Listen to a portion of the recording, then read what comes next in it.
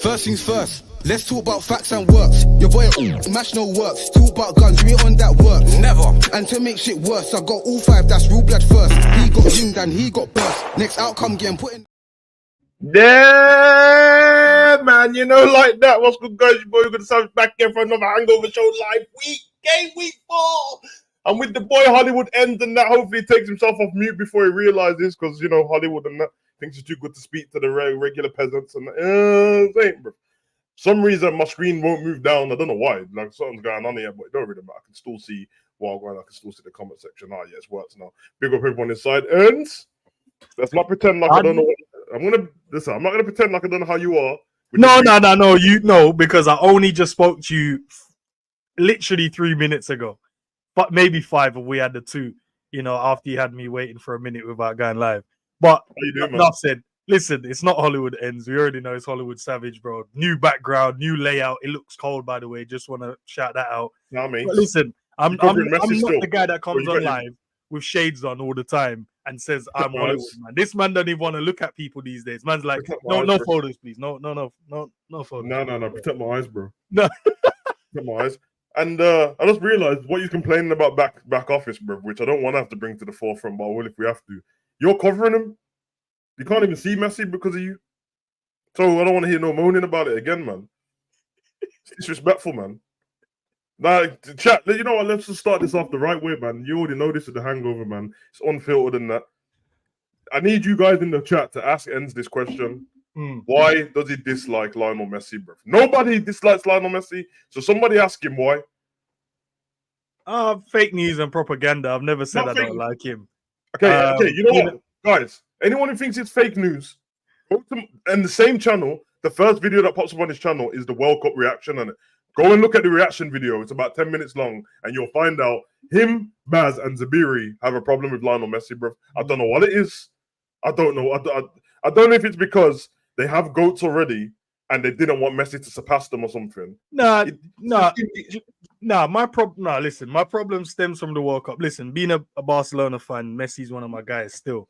He's one of them. But you know, the World Cup, I don't like how you were celebrating too hard, bro. I was like, you know, Mbappe, you know, doing well. You know, the Black Alliance, as we like to call him, was doing great. But you wanted to support the Argentinian, no problem. You're entitled. Why did you play for Cameroon then? You're the same guy that said, you know, actually, I won't even go there still. No, say it. What are you gonna say? A certain woman had to stand up at the back of the bus and that. That's all I'm gonna say. Certain man.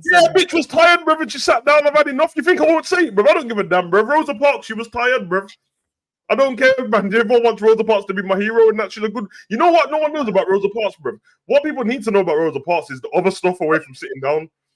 Because it's not. Hey, whoa. Leave her alone now, bro. I'm saying she actually done more stuff for black people. Oh, yeah. Away from that story, but most people, like 99% of people, only talk about sitting. That bitch was tired, bro. She had weak ankles. All right. But okay. My ancestors, apologies for this, man. We understand. You don't want to be calling Naby Keita a hero if you sat down. You know how it is sometimes going through life. Sometimes we stress out and we say the wrong things. So I mean it. Forgive him. I mean it, bro. Let's go on to the other side of it, where you guys don't know. Me, him, and Zabiri had a conversation. Was me, him, Zabiri? Maybe Cav was involved. Hey, yo, 1 minute. Wait, what are you about to say? Oh no, no, man. I've got filter, bro. Come on, bro. Come on, I got filter with these ones. We was talking about the, you know, not say GOAT, but like who's your, you know, overall best player in the world, you know, or not generation. I can't remember the word we used, and you just went, oh, Messi was like, hold on, there was other guys before. Yes, you did. I didn't say that. Yes, I didn't say that. I didn't say that. We need him, bro. I didn't say that. I know exactly what I said. I said obviously who you go is subjective in it, but based on what people have done in the game, Messi's the GOAT of football. He's not, and I finished it with saying he's not my GOAT though. I don't remember you saying that. It could be my perception. I swear you tried to argue me about it, and I was like, it's only fair that like because basically, and Jamiri can be there as well. We said, is my point. I said, surely when you've played football this long, it's hard not to count longevity in there. And I said, if we use longevity in the part of an argument, not number one, then Ronaldinho won't be able to be the GOAT over Messi, objectively speaking, because Messi's been going for this long now. And then I said this to you, innit? If you want to make it fair, put everyone's best 3 seasons, not just on stats, because we watched them play. Put everyone's best 3 seasons against everyone else's 3 seasons. Then for me, Ronaldinho's the best footballer to ever live. But you can't do like Ronaldinho's career compared to Messi's. Messi ain't even finished, bruv. And he played together, bruv. So listen, he's playing in a bum league, MLS. Well, we should just respect this league. But the other league, he played in the same league as Ronaldinho. So what we're gonna do then? No, we're talking about this one. You're saying he's still playing, and I'm going by he's still playing. So was you calling Ronaldinho a bum when he went back to Brazil? I know you wasn't. No, he's a goat, bro. What do you mean going back to Brazil? No, he's a goat, bro. What are you talking about? Hold on a minute, bro. When Ronaldinho went back to Brazil, the Brazilian league is better than the MLS. It's subjective, isn't it? No, it's not subjective. Don't do that, bro. I know it's more coverage, the MLS. We know Beckham owns a team. Okay. But, bro, we know the Brazilian league has better players, bro. Let's come on. These men in the Brazilian league, these men play futsal on an 11-side pitch, bro. There's no defending. Everything's just techie, bro. William said Suarez. Hold on a minute. You saying that You saying if we do the 3 seasons? Yeah, okay. Listen, first of all, we're gonna have to make a separate video to this, innit? It's gonna be war as well. It's gonna be war, bro. But that's all. This man's name, and I'm saying this I should say with all due respect, but the man's racist, so no respect. There's no way. There's no way Suarez is in the conversation for best footballers of all time, bro. All right, listen, but we have to put that aside though when we have the conversation, though, innit? Okay, well, bro, he's definitely in the top. Remember, look at the poster behind your head with the scorpion gun done is on it. Yeah. Legends on every one of them posters, in it. Now, if Suarez was around in that generation, he'd definitely be on one of the posters, bro. But he'd be on the one with like Nakata and them man there, and so all I'm saying, okay. Yeah, he's definitely one of the greatest footballers to ever live. But he ain't in, when we talk about like, if we go like top 10, Suarez ain't in the top 10. Bro.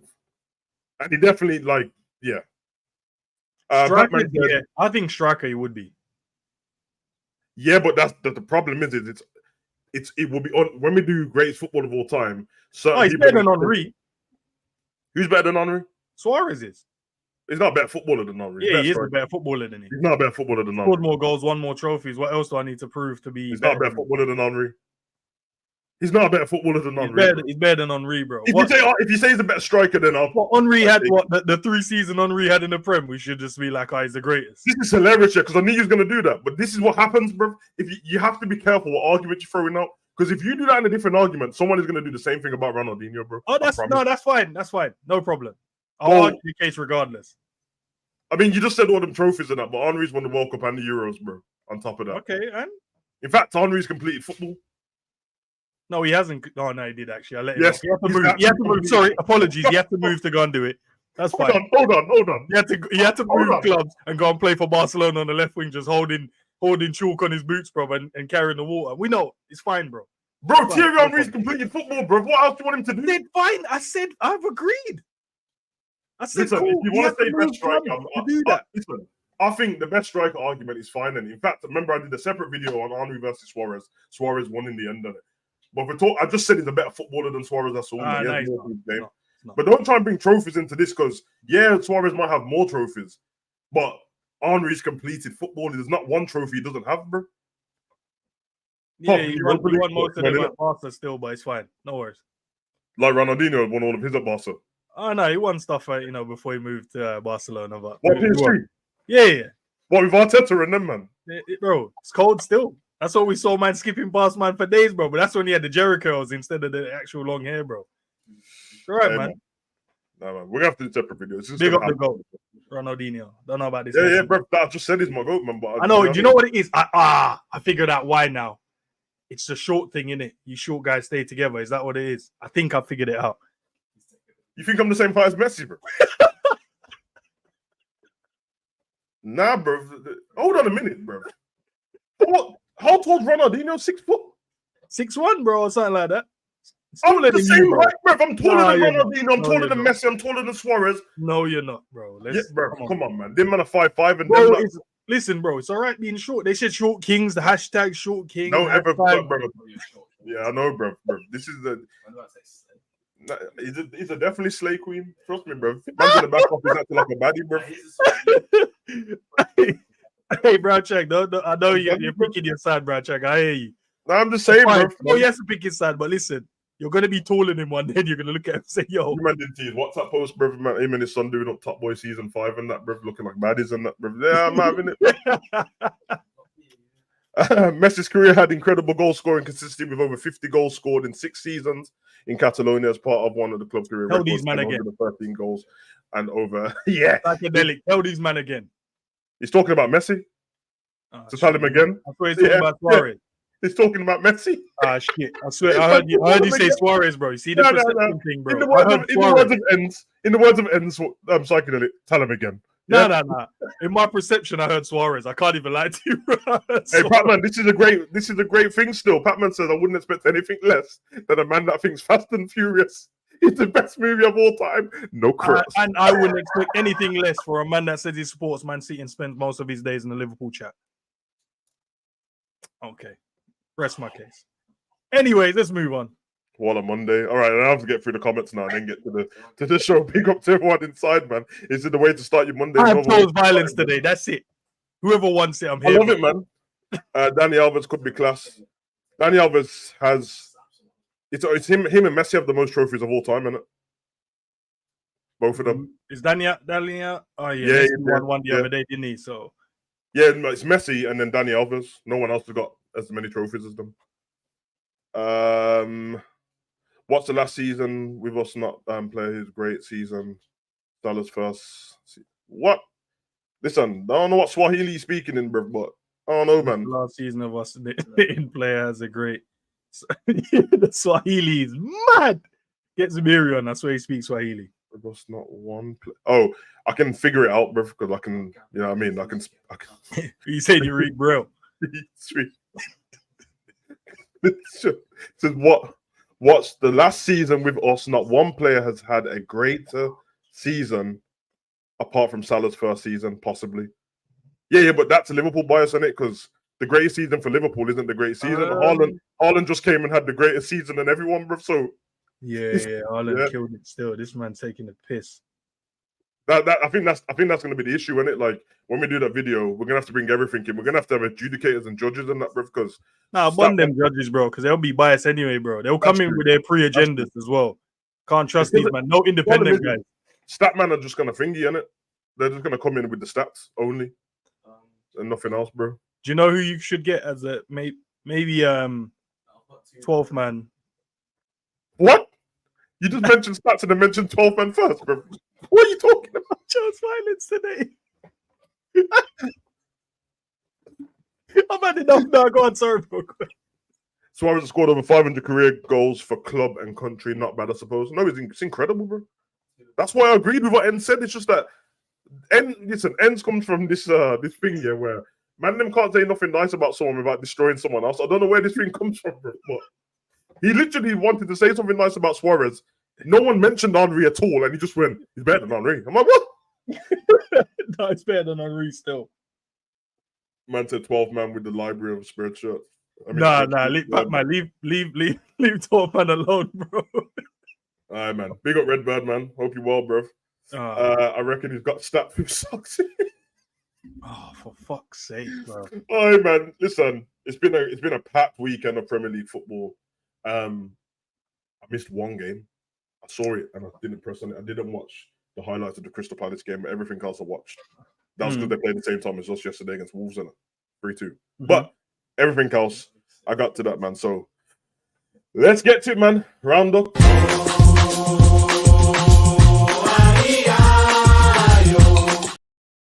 Yeah, man. Back in the airport and that with the man, them, the Nelson and Ronaldo and them, man. Yeah, man. Romario and them. Hey, man. Listen, to the younger generation and that, I'm never going to try Son Man off and that, bro. But honestly, just jump on YouTube and go watch the videos, bro.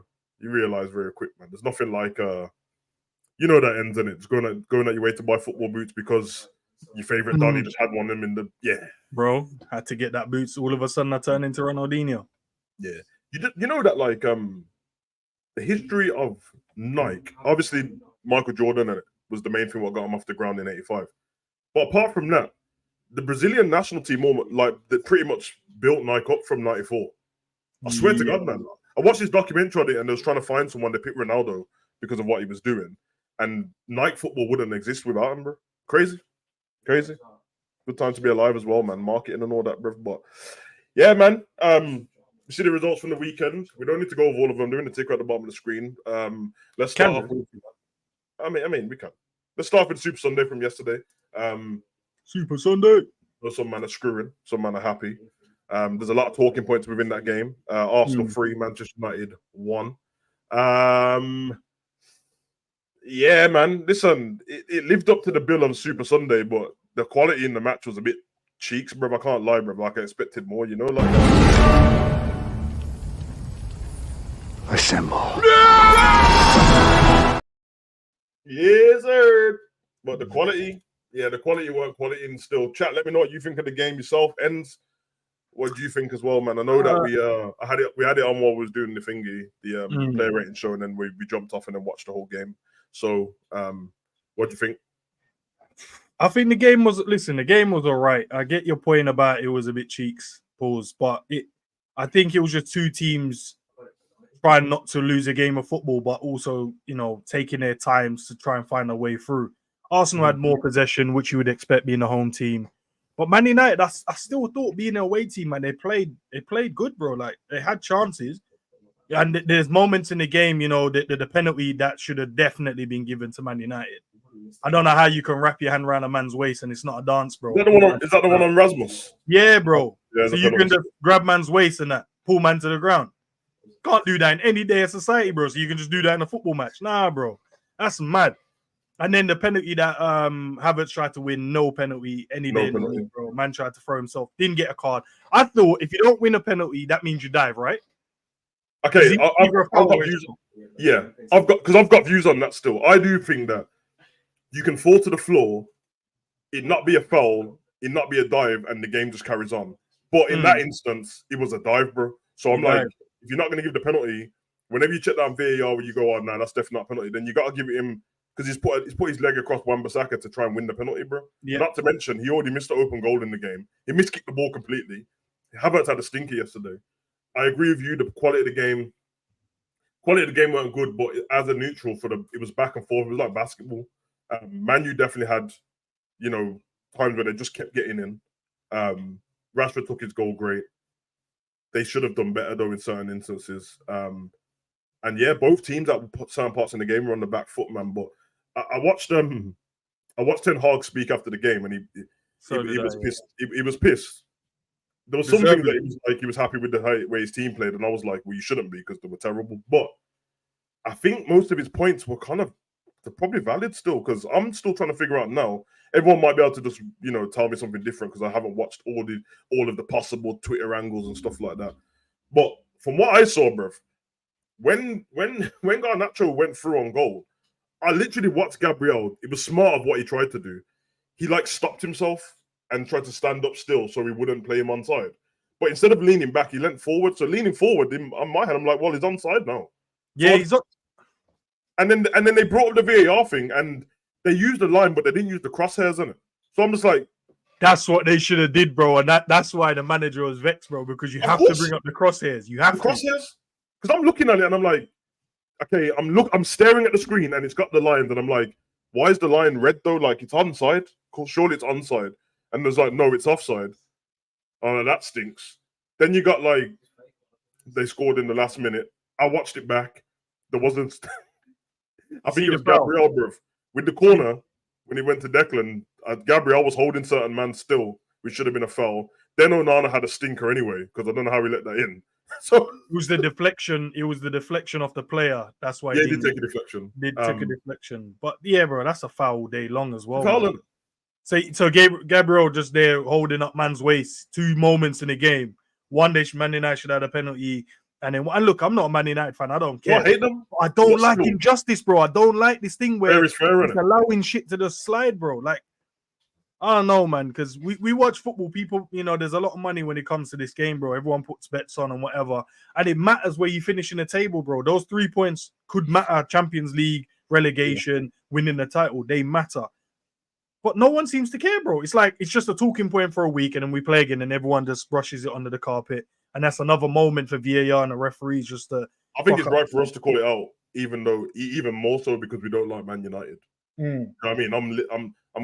I should be Liverpool biased, but I'm like, if I don't call this out, bro, when it happens to Liverpool, bro, I don't have a leg to stand on, bro, because then I'm just like, oh, I should have, bro. They might be able to, the offside one, they might be able to show me in some other angle what I haven't seen that it was, but the other one is definitely a penalty, bro. And Gabriel was definitely holding man in the box, bro. You know what I mean? Great moment for Declan Rice. I'm sure it was a great moment. You know what I mean? Good for football, but it just changed two teams' careers, man. Because I mean, two teams' season. Because obviously, Man U lost the game to Spurs already. Now they've lost to Spurs and Arsenal. You know what I mean? If Arsenal would have lost that game or drew, they would have drawn back to back against Fulham and then now Man U. So changed a lot, man. But hey, it is what it is, man. Zabiri, I don't know if you caught the game, brother, or caught anything in the game, but let us know, man. I don't like how you changed the angle just to show Messi off, by the way, but we'll let that I slide. didn't know because Zabiri jumped. No, it's fine. Yeah. Is he switched? Is he plugged out, bro? Why is he moving like an AI, bro? He started loading the new programming, bro. Yo, Zabiri, plug yourself in, bro. What's going on? Hey, the new iOS update is available, bro. Let the man down. You see, man, bro, the update, bro. Man, just like 1 minute, 89%. Did you see the plugged in yet, bro? What's going on, bro? Hey, you're on mute, man. Yo, big up the Monday, man. Nah, bro, the battery ain't fully charged up, fam. It's a holiday, bro. So, you know, the body gotta, you know, when you're a hard-working man, bro, you get a little holiday, bro. You don't even know how to start your morning, bro. I'm clueless right now. And I've been planning the day out since last week. And I'm still here like, yo, this don't even feel right. I feel like I'm robbing somebody, bro. Shambles, bro. Shambles. But nah, big up the man, man. Big up the man. Yo, you see that United game? Ends. I hear what you're saying, but I think you're trying to do the YouTuber thing where whoa. Talking about justice and all that. Bro, you don't get about justice for you. Nah, bro. Listen. Hold it there. Nah. I've been saying this for weeks. I've been telling you, I'm the man of the people, bro. Bro, I'm gonna be honest with you, bro. I think the referees for that game was cold. Nah, spot on. They're like, we're not making no mistakes today, fam. Man ran to the monitor. Man sprinted to the monitor, fam. I was like, yeah, nah, definitely fucked up. No pen. The only thing I'm looking at it and I'm like, I rate him again. Because, you know, remember referee are like coaches as well, you know, working on man confidence to grow into the game. And that if he gave Havertz that yellow, fam, Arsenal fans would cook him. Havertz would be done out here, bro. Diving in the game. Nah, they couldn't put that on his resume, so they just let him slide. Sometimes the ref let you slide. Nah, man. That was the only thing the ref did that you can say, yo, we need to talk about that. And it's letting him have it slide. So he took to miss that open goal. He needed to slide. What about Rasmus Højlund being somebody trying to catch a wine off him in the box, bro, not letting him go? Nah. You know them ones where you running through Savage and the ball gets away from you, and you know it got away from you.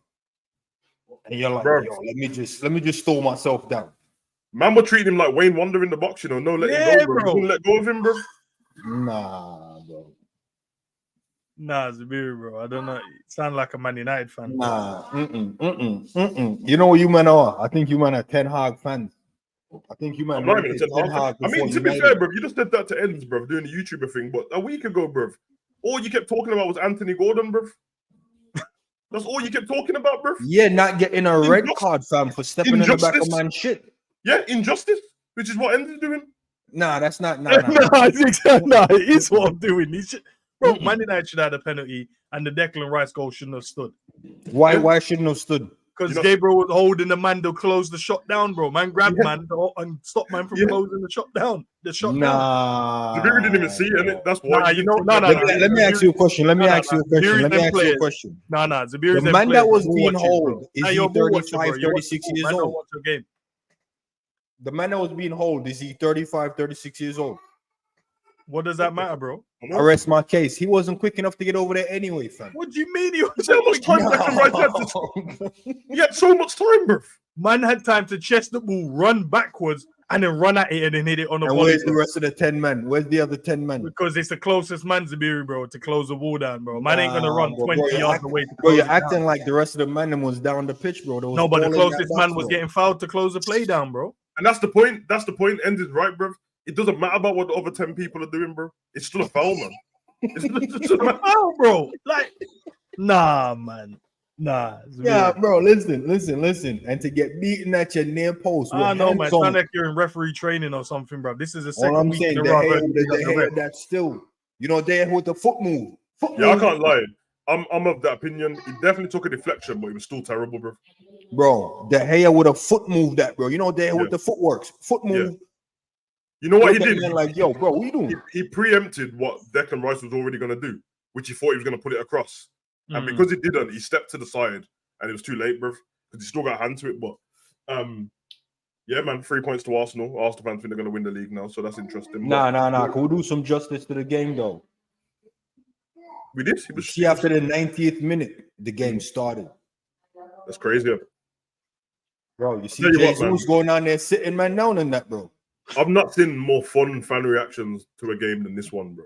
If you go watch the fan reactions, because the Garnacho goal went in, you see Man U fans talking trash to Arsenal fans, but then Arsenal go and score, obviously, and then there's the Jesus. Jesus took his goal well still. Great run on that, bro. We don't talk about Rashford defending on that goal because he just got bodied and gave up, bro. Yeah, he did. His goal was great. Rashford's goal was cold. Although, there's two parts to this, isn't it? The goal was gold, isn't it? So then it means I probably can't diss Ramsdale too much. But his position was all off, bro, and he got a hand to it. So He's I don't know. Shaky goalkeeper, man. I keep on have to say this. I said this before the season started. I said it last season. He's not that great, bro. Don't know why people think this Ramsdale guy is good. He's not that good at all, bro. He's shaky. Camera dives, isn't it? Nah, he gets busy. He gets busy for the cameras. Yeah, there's another guy who does that. What we'll talk about a little bit later on as well, man. But Manchester City 5-1 against Fulham. Haaland 7 hat-trick for City, which is another injustice. Okay, this game was interesting. Another game that I watched, and it was one of those typical Man City games, isn't it? That if you give them their run for their money, and that either they cook you in some way or something goes wrong in the game, and this is not hate towards Man City, it's just what happens, bro. And then it changes the course of the game, and then they get another goal, and then they destroy you in it, and then before you look, it's 5-1, and it looks like Fulham were terrible completely. They wasn't terrible in the first half, bro. Man City deserved the victory because of how many goals they scored in the end, and Haaland done Haaland stuff, which shouldn't go. It shouldn't go unmissed just because we're used to him doing it, man. That's kind of crazy to score 7 hat-tricks that quick, bro. It's madness. But they won. They deserve to. But VAR again.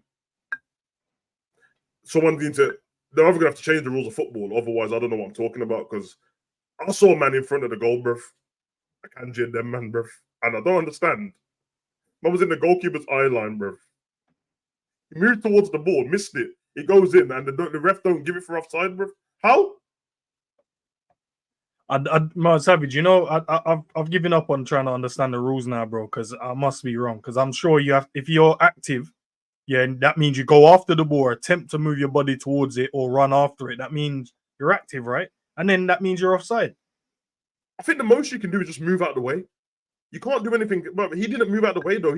He miskicked it because he tried to kick it, innit? Yeah, he tried to. So, like, because Ake would have been screwing if he had actually touched it. Because it's like, yo, why are you trying to knock it in still when I'm, you know what I mean? But I'm looking at that, not from no Liverpool fan base. I'm just watching it going, it's offside. Just regular, innit? No one should argue. How that, bro? And then obviously now they've got my man, what no one likes, and it, the one who done the podcast the other week and admitted that he's been a bit biased. He's on Sky Sports now, innit? So now they made him into a celebrity ref and that. Was it? It's not Mike Dean. Is it Mike Dean? Mike Dean, I think it Mike is. Dean. He's a celebrity ref now. This, you know what I mean? But he came out after, and now he's not sticking up for his brethren anymore because he's retired, and he was like, "Nah, there's no way." He said, "There's definitely offside. There's no way." And he was talking about the man that he knows, and he's like, "I just thought when I first saw it, I was like, oh, it's fine." When I saw it after, I'm like, it's got to go to VAR, and they should just chalk it off. No problem at all. Which, remember, Man City had scored, and I think Fulham had scored like a minute after with Tim Ream.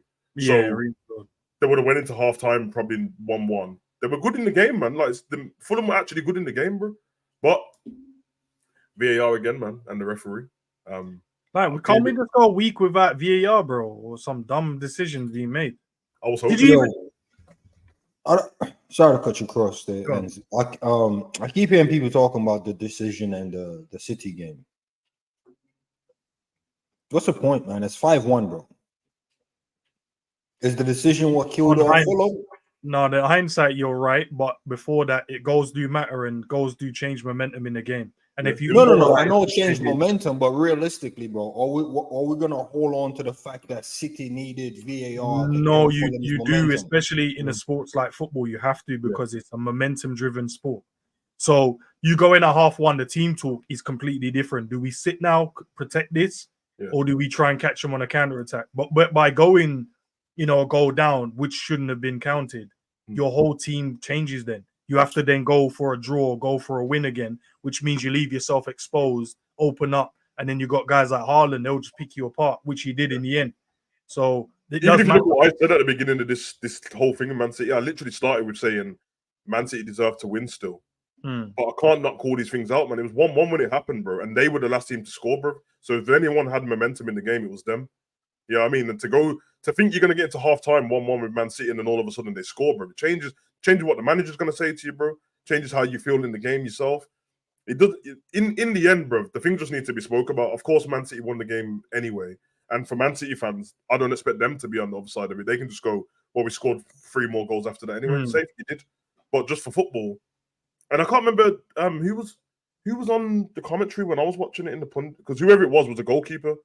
I think it might have been Robinson, and he said as well, he's like, no, it's Shane Given, and he was like, trust me, as a goalkeeper, bro, the initial thing when that ball's coming through, he has to hold his ground extra because he thinks that Donis is about to stick his leg in and it's going to go further on it. So they're anticipating that Akanji's going to touch the ball, so I have to wait. He didn't touch the ball, he miskicked it, but he went for it, bro. Which is, I remember me and Enz did the watch along last season, Arsenal Man City. When was it Bruno or Rashford that scored? Remember? Yeah, bro. He got involved and then left it after. Yeah, so Rashford run the ball down, ran off. Ran the ball down, bro. Didn't move out the way. Someone just stepped away for it, stepped into a man's path, and then Bruno came through and finished it. A man told me that's not offside because the man's not active. Do you remember do you remember it happened in the thingy game last season?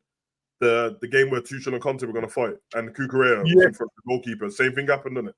So it's, just call out them things, innit? Just before we move on, John Conway, happy birthday, bro. Happy birthday, bro. Man. Spam that in the chat, man. This man is he might be the biggest supporter to everyone's channel, bro. Honestly, bro. yeah. Nah, John Conway, big up yourself, bro. You know what I'm trying to say. See what you're doing on these YouTube spaces, fam. Nah, it's mad respect, bro. Man. It's mad, bro. Yeah. I can't even compete, fam. I'm not gonna lie. Man's giving away membership. Yeah, I've not seen support like it, bro. This man ain't just out here. That's how I wanted to do it, bro. And the man was starting gifting membership in that. I'm like, I'm not. My bank account ain't set up that way still. But big up to you, John Conway. Nah, John's my guy still. You're a legend out here. I hope I don't see you in another Man U fan and them man stream. Make sure you're just keeping it Liverpool, bro. Can't have you all over the place, bro. We need you. You know what I'm trying to say? But for today, big up yourself, bro. Yeah, big up, day. Live your life. You've been rocking for a while still, man. And man's followed me on all my channels and that, bro. I know he's there with Ends as well. I've seen him on everyone else's Liverpool content, bro. Not only that, man, sending super chats and gifting people members, as you just said, bro. Came on my wrestling thingy the other day. First thing John told me when he came over to the wrestling thing, he's like, I don't even watch wrestling still. Just come over to rock with you and that.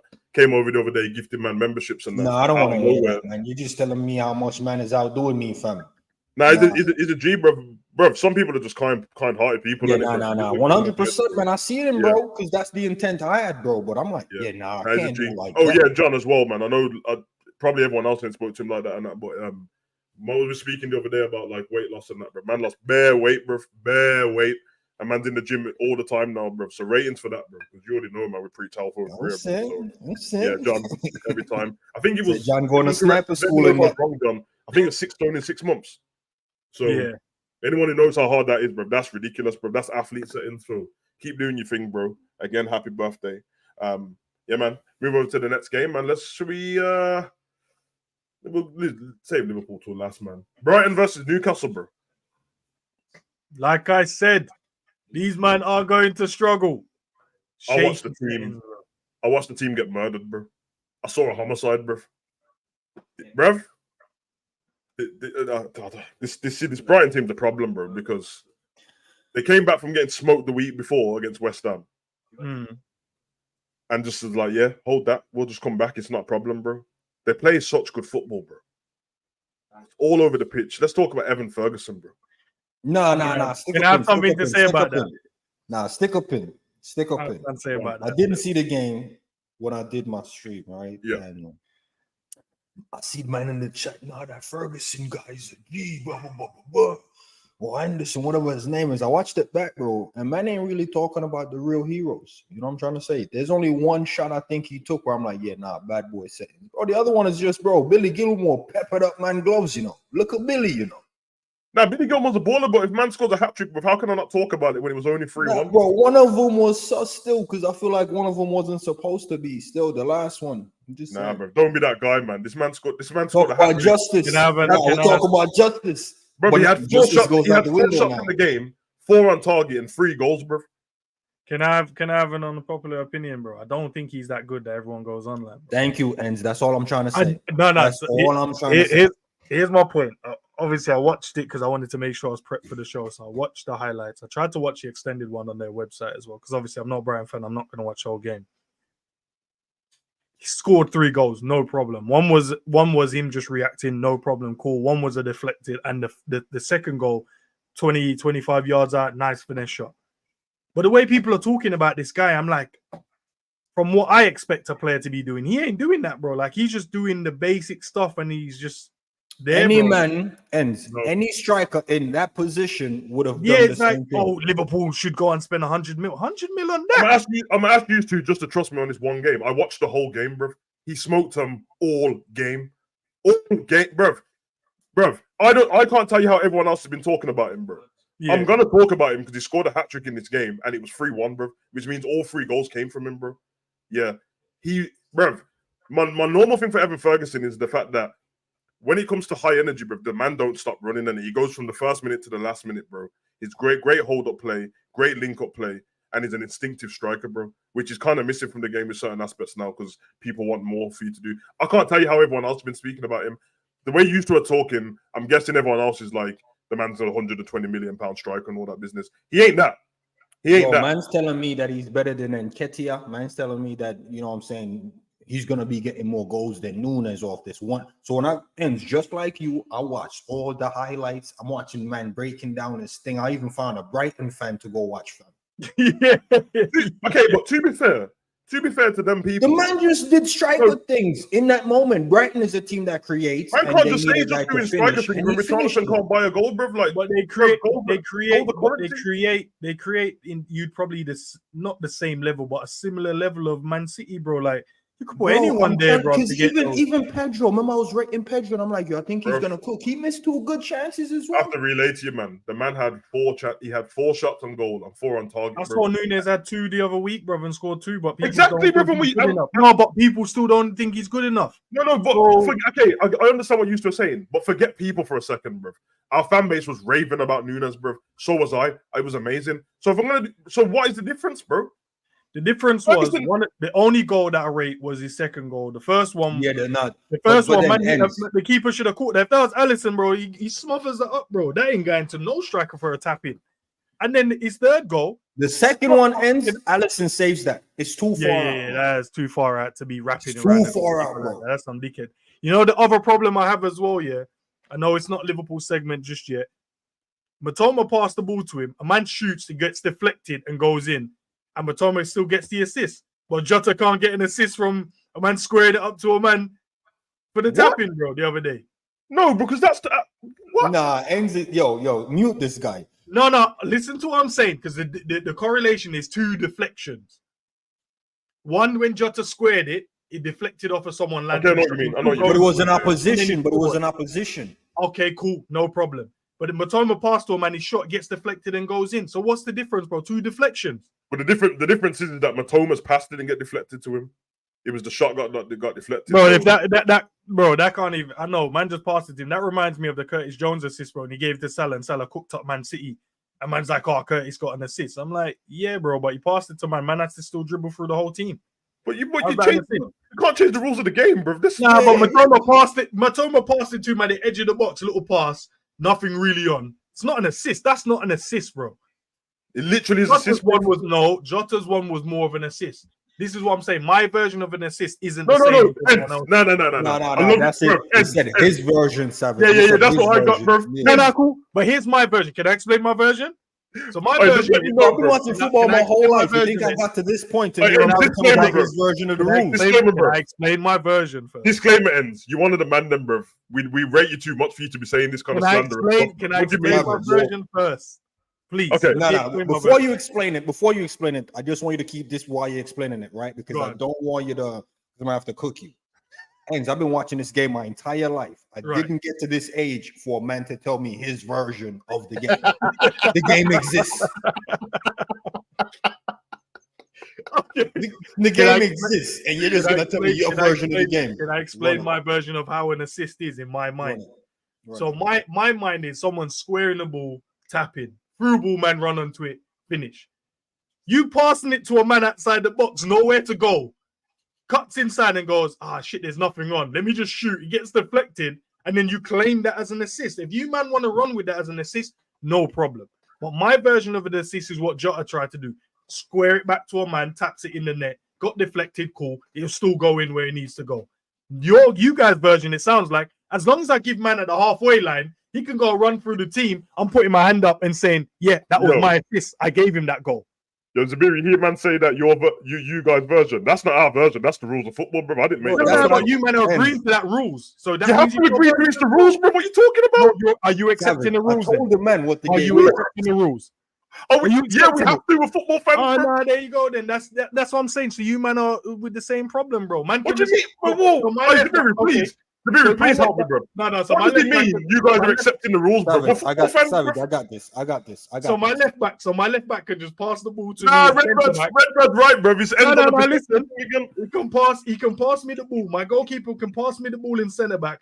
I dribble through the whole team, and you man are happy to claim that as an assist. We've seen Alisson do that to Salah, bro. No. But when Salah's played it to Mo, bro, he's played him and he's through. It's not because he had to dribble through the whole team. So don't say that. Don't use that. When Alisson passed the ball to Salah and he went through against Man U and it was Dan James, he had to run past from the halfway line, bro. He was already gone past him. What are you talking about, bro? Oh my God, bro. He was already past him. So, okay, you know what? If this is what you're saying, no. Zabiri, don't allow this, bro. As a Barcelona fan, if you're saying this, Xavi and Iniesta, you're all year assistant. No problem. I said the same thing about Ozil as well. When he used to give Ronaldo, squared it to him and he'll just shoot from 30 yards. So all them little passes that Iniesta and Xavi used to give Messi, and Messi would run through, man, it don't count now. This shouldn't count, bro. Oh my God. That's not an assist. Oh my God. If that's the case, then bro. If what you're saying is true, then a corner's not an assist anymore either, bro. No, but if a man headers it in from a corner, he didn't have to dribble past no one. It's a cross and he headers it in. Why if he crosses it in off a corner, the player stops the ball first, then shoots? It's still classed as an assist, apparently, but No, don't try to change it. So it's still classed as a bro. Whoever crossed the ball to Declan Rice yesterday, you man can claim them. Listen, you man are them lazy players. You know, I'll just give it to my man. He'll run through the team. Cool, no problem, bro. I'll play man through ball, run onto it, finish. I'll square There's Brian with the definition of an assist, bro. Hey, Brian, hey, listen. Listen, the rules can be broken. The rules always getting changed every time in football. All I am saying is, if you man think so, the Curtis Jones assist that he gave Mo against Man City, where Mo had to spin up Bernardo Silva, put Diaz in a spliff, then put someone else in the spliff, and then finished it. It was an assist for Curtis.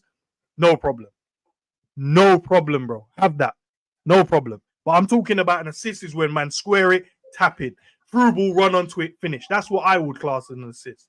Cool. If that's the rules, you man agree with the rules, man. That's what it is, man. You man fall in line, bro. It is what it is. This up, bro, because you're doing the Civil War thing. Nah, you man fall in line, bro. It's all good, bro. No. Let me fall in line. I've gone off the subject now. Bro, so we've let you spewed out your version of the game you're trying to create, but you ain't got no funds. But anyway, the Jota cross, right, that got deflected. We know who it was intended for. It got a little deflection and it still made it there. That's almost saying you're going to get the goal because you shoot it on target. It got deflected and still going in.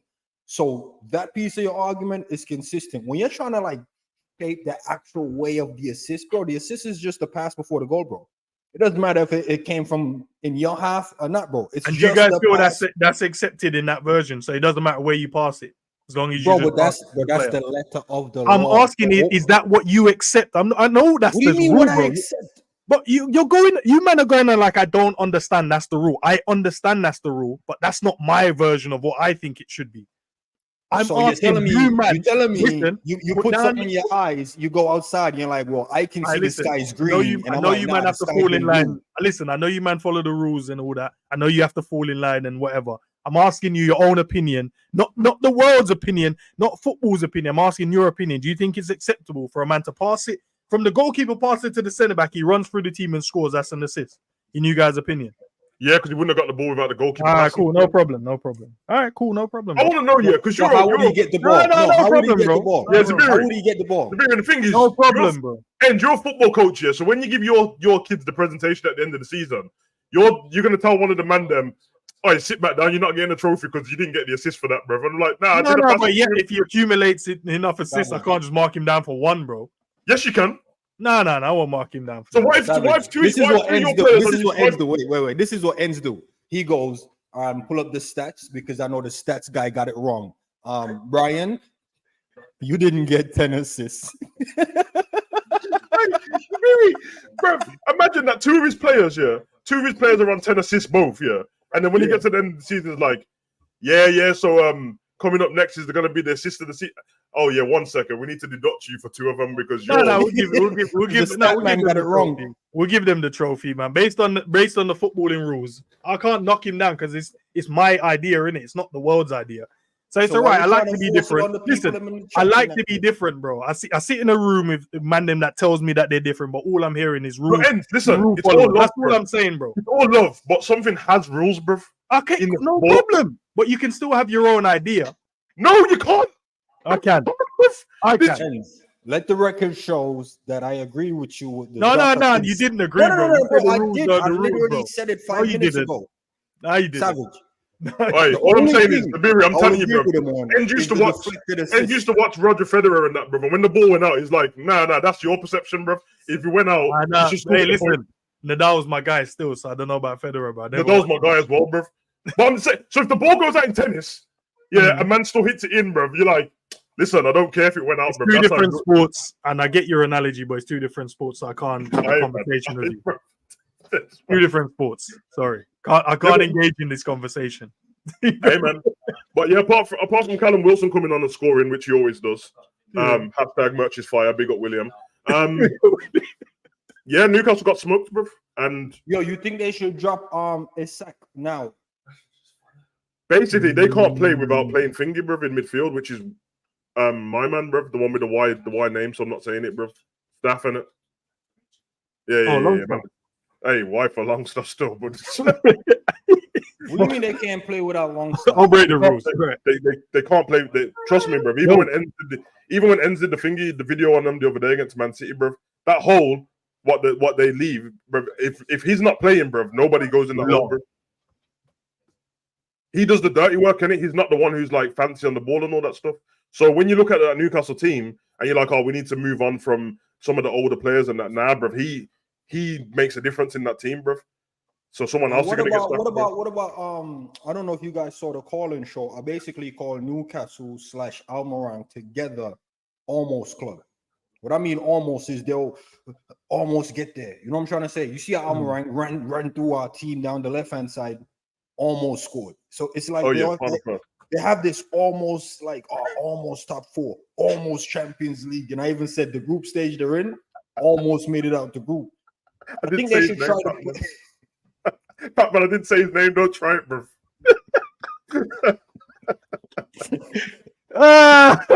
No, but I hear what you mean, though, Zabiri. But what I'm trying to say is, I think they should either try to put Isak on the left or Barnes on the right, or Barnes on the right, because no disrespect to Almiron, the 9 goals he scored in consecutive games in that, bro, it's cold, but I feel like they need a little bit more, and to the point with the is it Matthew? Matthew's the younger one or the older one?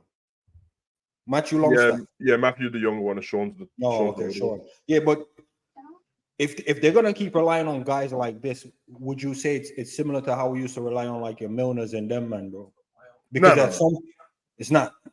No, they're young players as well, both of them. No, I'm not talking about the old players. I'm just talking about some man that's not like of that level where you just need to come in there and kick up man and I think they need them. I think them people. I think that's Newcastle's problem. I feel like this is not the thing. Is it's not. They didn't have a false position last season because they played really well in it. But clearly they drew loads of games in it. All three of us said at one point last season, those draws eventually, bro, they'll end up as losses, bro. Mm-hmm. Yeah, I mean, they caught everyone napping last season because they were high energy, bro. And if someone starts a game against you like that and scores bare goals quick, it's hard. But now they can't not play high energy. The game against Brighton, no high energy, no win. Man City, no high energy, no win. They can't do it. They're the closest thing to what Liverpool were like under Klopp's first time, where it's like gun ho in it, but like everything came matching up and there was holes to fill. The difference is that ours was.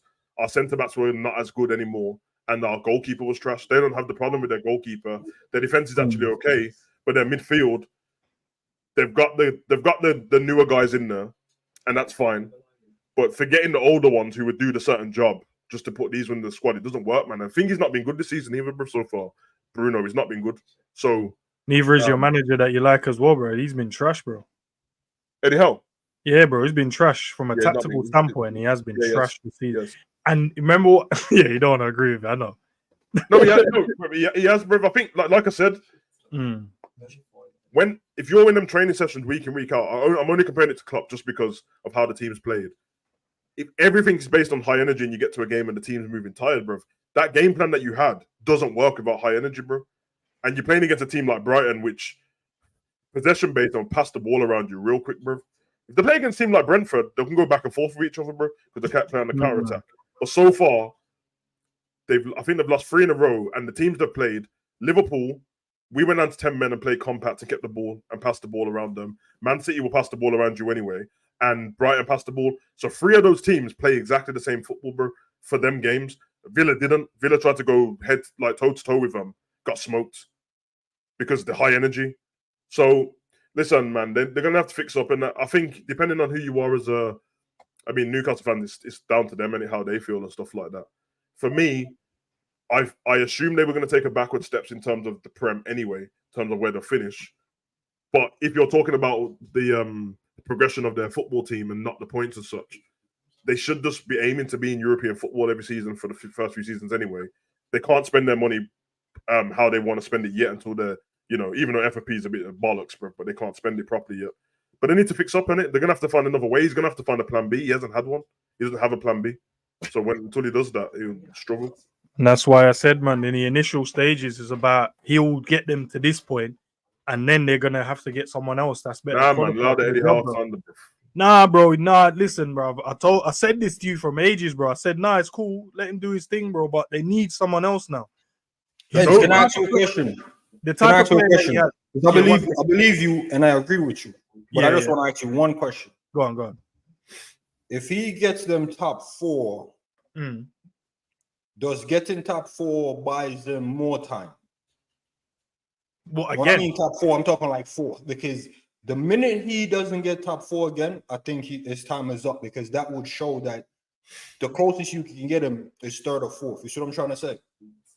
If he continues to get it, I'll be like, all right. I don't think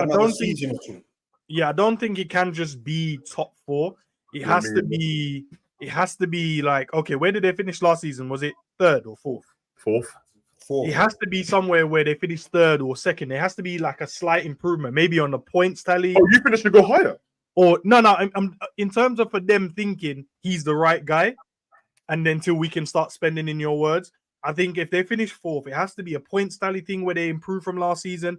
It has to maybe the position they need to finish a bit higher.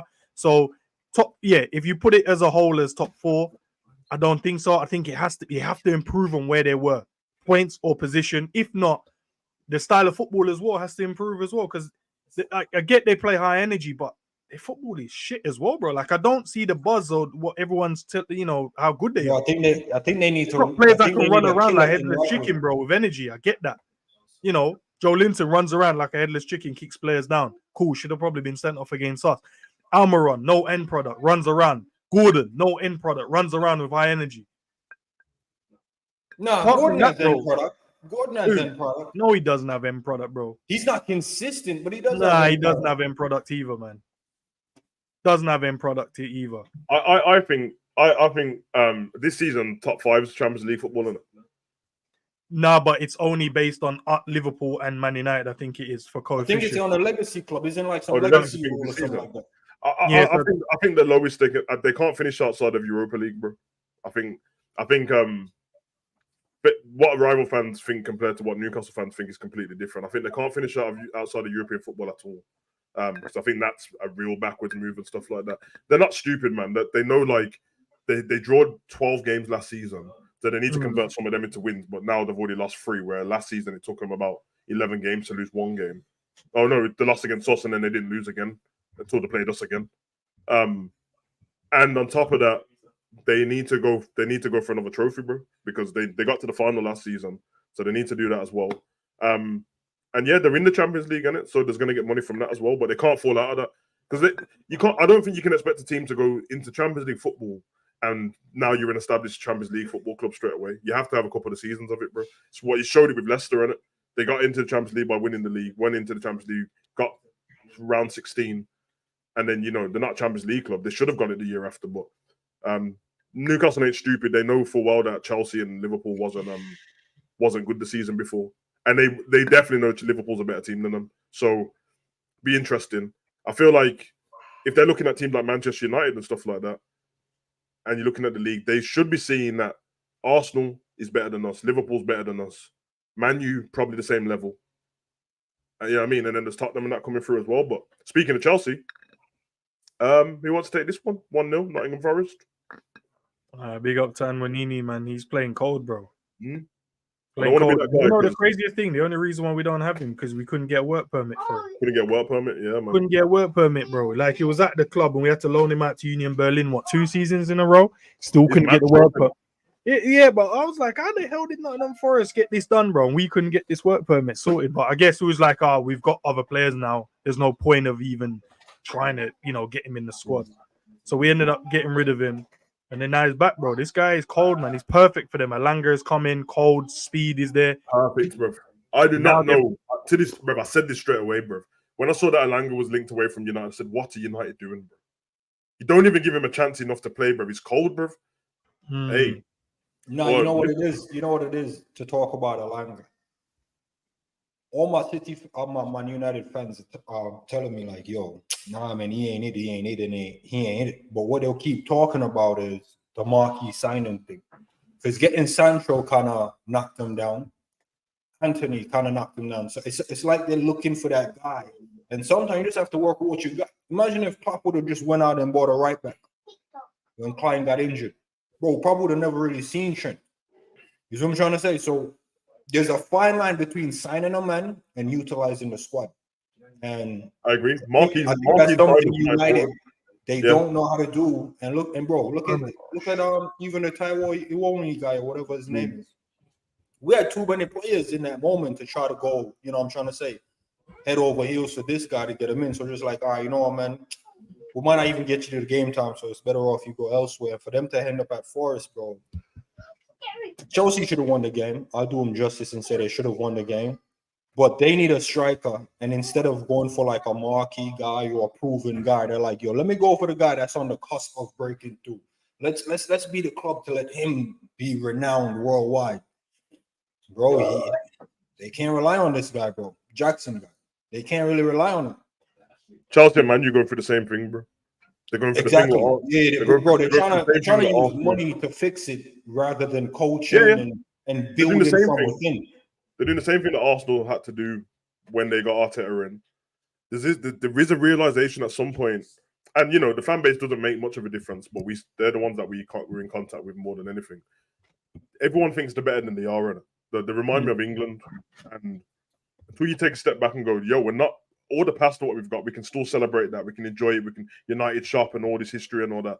But it really doesn't matter now for this current team. Ten Hag. All the stuff that Alex Ferguson done doesn't affect Ten Hag, bro. So I don't know why you're still talking about it. We're Manchester United. Are you? Like, yeah, you create the most money and revenue in that, bro. But nobody cares about you, bro. Like, everyone's here for the here and now. So you have to take a step back. They're always on this. Even when Ollie was there, that's not the Manchester United way. Don't get Mourinho. That's not the Manchester United. What Manchester United way, bro? Fergie left ages ago. That's like Liverpool saying it's not the Bill Shankly way, bro. I don't care, bro. Or after Klopp, don't get him because it's not Klopp's way. Yeah, it's bro. It's 2023, bro. And what happened? When did the last win the league? 2013. So 10 years ago. What, bro? Come on, man. Like they need to fix up, bro. And Ten Hag, bro. I've seen it from the first moment, bro. He's trying to replicate what he did at Ajax with players that can't do it, bro. They made the worst midfield signings, not because the players are rubbish individually. It just doesn't make any sense, bro. They can't play with for the team, team-wise. Yeah, it doesn't make any sense at all, man. They're always chopping and changing what they want Rashford to do. They've hung on to Martial for so long. He's a good player, but he's been there for time, bro. It's not working, innit? It isn't going to work, bro. Forget about it, bro. Sell him. What about Chelsea's midfield? It's the same thing, ain't it? Bunch of names that don't quite work. Yeah, because I know that Liverpool fans, I know everyone's in the, and everyone controlling that how they want. I prefer not to. I don't really care. But the current thing is, we dodged the bullet with Caicedo. No, bro, he would have been cooking at Liverpool, bro. It's not just about the system. Talent, yeah, because yeah. So he has been. It's the 2 games he's had. He stunk up the place, bro. But, bro, Pochettino's not going to be able to manage all them players, bro. Remember, not even half of them, 3/4 of them, he didn't buy them. Man, I'm forgetting that, bro. Like, Bowley brought players in while Potter was there first. Then Lampard came in. Then he's coming, bro. So it's a mix of all these different players, and he can't get rid of them because the first group of them who came in are on 8-year contracts, bro. So now he's going to have to figure out a way to do what he's doing.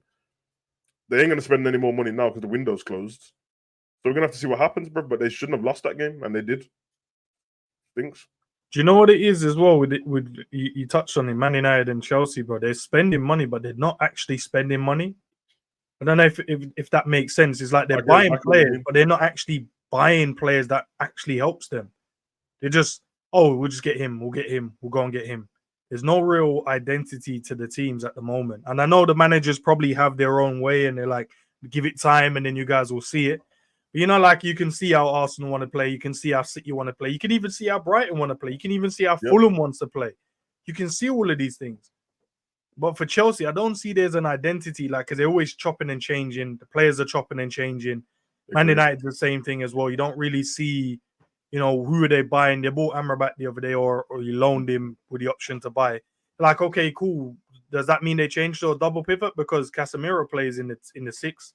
And that's where Amrabat plays. So you're going to play either one or the other, because the reason they're getting Amrabat in, it must mean that he's either better than what you currently have, or you need to improve on what you have. So does he then start, then Casemiro on the bench, or do you change it to a 4-3-3? I don't know. I don't understand it. And I know you need a squad. So I know because we need players as well like that. So you're going to have your squad, and you need players you can rotate. But with Chelsea, even that, you see the pictures of Lavia as well, him not getting in the squad at all. You're like, bro, so then what's the point of you moving there, big man, then? You're just chilling and you're just happy with the paycheck, not playing? That's crazy, bro. If you're 19, money matters, don't get me wrong, but playing as well really matters.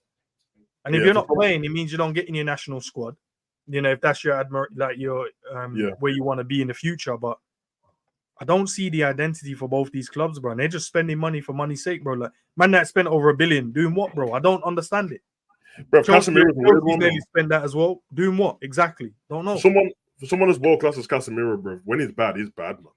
Like, he don't get me wrong, I do believe he's world class and all that, bro. And he does great stuff. But when he's not on it, bro, flipping how he stinks, bro. He stinks, and he just lets man run past him all game, bro. Mount looks lost already, bro. Looks like he don't want to be there. Yeah, I mean, like, all I can see on Bear Man's face is regret at joining these 2 clubs, bro. I can just see it. You never seen the statement that come out in the week talking about which I don't really give a shit about now. You're not my player, innit? Lavia and Caicedo play for Chelsea, but Lavia said that the initial choice was Liverpool, but my agent pushed for Chelsea. Yeah, no shit. A percentage of your way, bro. The agent fee, the percentage what you would have got from at Liverpool compared to Chelsea. Of course he pushed for that, bro. Same with Caicedo's one, bro. The 10 mil add-on fee and an agent fee and all that. No shit. So then, as a player, I'm trying to get into the player's mindset now, and I don't want to hear you guys' take on this. Your agent's pushing for a move. So in your mind, you're like, I want to go to Liverpool. That's where I need to be. The manager there is cold, the players there, and there's a position for me to go and take. But my agent is pushing me to go to that team based on money, because you can't tell me it wasn't based around money. Yeah. As you, the player, it's stupid. He works for you, bro. It's I don't stupid. work for the agent. He works for me. Here's the thing, and Savage, the word stupid is too it's too big, because you have to remember the dude is 19, so I didn't say he was stupid. I said it's stupid. Yeah. But so basically, and it's like even buying a house, and you got these real estate agent, and they get a percentage of the commission, or the sale price and stuff like that. So their motivation isn't you playing your best football. You see what I'm trying to say? Yeah. So they're always gonna push for the point where they get the bag. So for the player, he was like, "Yo, the player is my product, and I'm selling the product.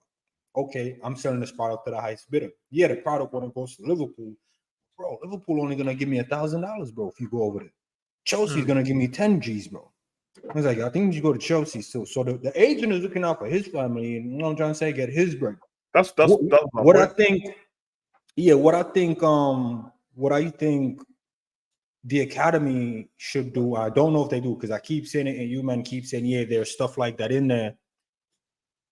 Over here, the college teams and the college coaches always tell the man them about like the loose gallum and the gallum that want to trap you up with the kids and ruin your future and stuff like that. Yeah. I think they even talk on some of like the agencies, and there's a lot of people to talk to over here. I don't know if it's the same worldwide. With They do teach them about having the right. So you have to make sure your agent, not necessarily your family member, because they'll stab you in the back as well. But you have to make sure your agent have your best interest at heart. So if he sit down with the agent, he's like, "Yo, it's Liverpool, man. Let's just." I know offers are flying in, but let's try to cut the deal with Liverpool. And I think even Kev from Albert, I don't really trust his analysis and info, but he said the agent wanted more money from Liverpool. That's why that deal fell through. And I'm like, that's not good. There has to be a sign to the player that agent don't have their best interests at heart. You see what I'm trying to say? I agree. If Lavia is coming out and saying that, Savage, then bro, Lavia needs to let that agent get that one back from Chelsea, and then he's out of here. I think there's Listen, I think the way the agent can spin it for his clients, let's not pretend that it's easy to manipulate people in it. Just because we think a certain way, it's very easy to manipulate people. So using Chelsea and Liverpool isn't that hard to manipulate, bro. Using Liverpool versus Nottingham, but Nottingham's the rich club. That's easy. That's the hard one, because you're like, yo, you're not giving me what incentive have I got to go Nottingham? I know you're talking about money. Whereas Chelsea, the agent can reel off bare things to make Chelsea sound better than Liverpool. Let's be honest. We both had terrible seasons. They've won more trophies than us in the last however long. They've won 2 Champions Leagues within the last 10 years. I think it's 10 years. 2012, 2000 and... but we won more trophy in the last 7 years, though. No, but they won the Champions League after us. They won Champions League 2 seasons ago. Yeah. That's what I'm saying, bro. Like, remember, when we won the league, they won the Champions League the season after, bro. So... let's be honest, bro. Since then, we've won the League Cup and the FA Cup. So you can spin it easy. One's in London, one's in Liverpool, and then the money on top of that, and you'll make it seem to your client you're gonna get more money. Yeah, I mean, even though by proxy I'm gonna get more money as well. And then it's down to the people to identify it. But we know that some people in football, some people have more of a hands-on approach where let me clue myself up on this stuff as well. And some people have the mindset of, I don't come from much money, and I've got too much to think about, and all I want to think about is football, and I'm gonna trust this guy to do this. And remember, a lot of their agents don't come when they're at, just when they get to the big leagues. They've had them already. They've been there for a while, bro. You are right though. They should have like the agent and then a manager, or the agent and then a liaison as well, bro. So there's 2 minds. If it's just one, if it's just you and one guy, which definitely seems like it is with Caicedo's, then then you're trusting that one guy, and he's took you from where you was earning nothing to earning $3,000 a week at Brighton to earning this money now. You might trust him a little bit on it, but I'm not going to speak too much on Lavia and Caicedo at the moment, because it's 2 games.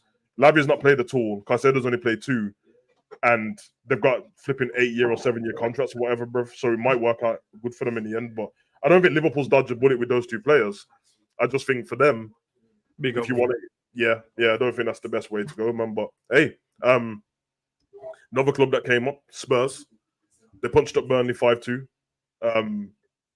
Burton is doing exactly what I said I hope they don't do, bruv, which is, I said, company, Do not come to the Premier League and play like how Norwich did when they did it, bruv. Because that's what Norwich done. They smoked everyone in the Championship, came in, and then tried to play the same way, and they're getting picked off for it, bruv, every time. And yeah, it's looking a bit shaky already, bruv. But as for Spurs, yeah, what we said is true, bruv. I think me and Zabir spoke about it last week as well. It ain't about you losing your best player and Kane's not worth anything in that, but man will step up, bruv. They have to. And all of a sudden, you're not trying to play just to whatever Kane's doing. They step up. And I told man about this was going to happen with Maddison, bro. And now he's their guy, bro, instantly. Because he's a baller, bro. As long as he doesn't get injured, he'll ball out, bro.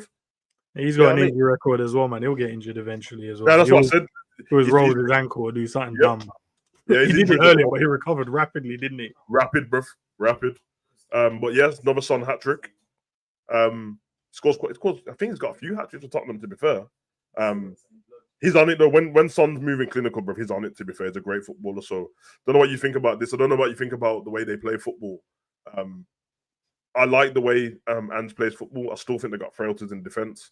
Oh, massively. Yeah, if they try and play against a better team, how they did. Oh, play against like that against us, bro. Yeah. That's They'll get cooked, bro. As long as we're clinical, I know that's the word at the moment. As long as we're clinical against these, man, they offer up chances.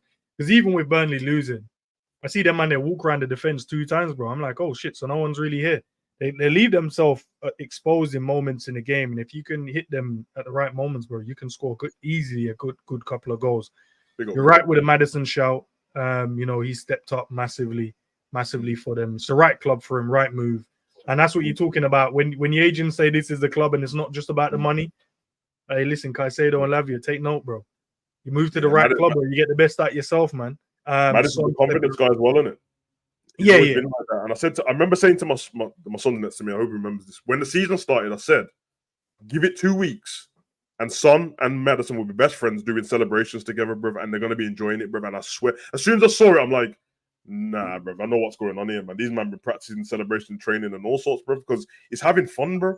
Maddison's whole thing is, I want to have fun playing. Of course, he wants to win trophies, but he wants to have fun playing football. You can see it on his face, bro. And when he gets into them positions in that he's not playing in the 10, but when he goes into that role with the ball and you give him any time, he's rossing in the goal, bro. You just know that's happening. So I rate him still. He should be in the England squad, bro. He definitely didn't he not get the call up? I don't know if I read that. You brought it up the other day, but I can't remember if you had him in there. But because you remember in the World Cup he was injured and then they brought him in with like a week to go. But did you watch the games a bit? See any goals in the game? Yeah. Yo, big up Brian, man, because that dude Savage, remember me? He was talking about that dude. Udogie. He has a baller. Right. He's in the England squad. He is. I rate him massive, but they have a Israeli guy named Solomon. From Fulham. Yeah, I think he was on loan at Fulham.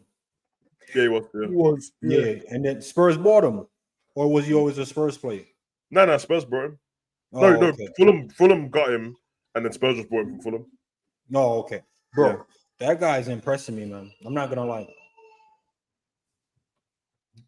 That guy's impressing me, bro. And with the Maddison shout, bro, I'm gonna be honest. I never really rate him like our people's rating, like, Maddison is a baller. Oh, Maddison this, and there was a few Liverpool fans like, I'll take Maddison any day. Yeah, that's me. That was me. I knew that we didn't pay attention. Let me. I don't be mindful of what I'm about to say. Then, if that was you, bro, I still don't see it. I don't even think he can tie Jack Grealish's shoes, and it's not to just compare the two. I'm just saying I see something more from Grealish than I do with Maddison. And like N says, bro, when a man can just roll his ankle and be down, kind of like how KDB will be down in certain moments, bro, I can't trust you to carry my team, because in moments when they need him, if he goes down, bro, it's gonna be telling. No, you're right, but the talk wasn't about the injury, because that's one thing we all agreed on, that the man gets injured all the time. But if you're talking about you can't use him versus Grealish. They play different football, bro. But when it comes to output, bro, his output's way better than Grealish's, bro. Way better, bro. And it was like that when he was at Villa as well. Trust me. He gives me more Beckham vibes, but from the middle, to be fair. And Leicester played him on the right sometimes as well. But Leicester struggled when he was injured. You know what I mean? That's kind of how he is with him. When he's on it, yeah, man. Because remember, it's him and Harvey Barnes that got all the goals last season and the season before. More than Vardy, I think. So, what was it? 11 goals and 10 assists, I think. 11 goals and 10 assists in his position is great, bro. But yeah, man. I knew when me and my son was watching him live and was both like, yeah, man, he'd be cold at Liverpool. But I knew the way we play, and he probably wouldn't fit in unless we changed the style of play that we did. But he's good for Tottenham anyway. He's perfect fit there. They still need certain positions filled in, and they can't because the transfer window's closed now. And when Anna was in the chat the other day on the transfer window, she was screwing. Even though they were playing good football, she was screwing. She knows, bro, because the defense is shaky. Romero scored a banger, bro. Yeah, don't know, man. I don't know, but they're doing good at the moment. We'll see what happens, man.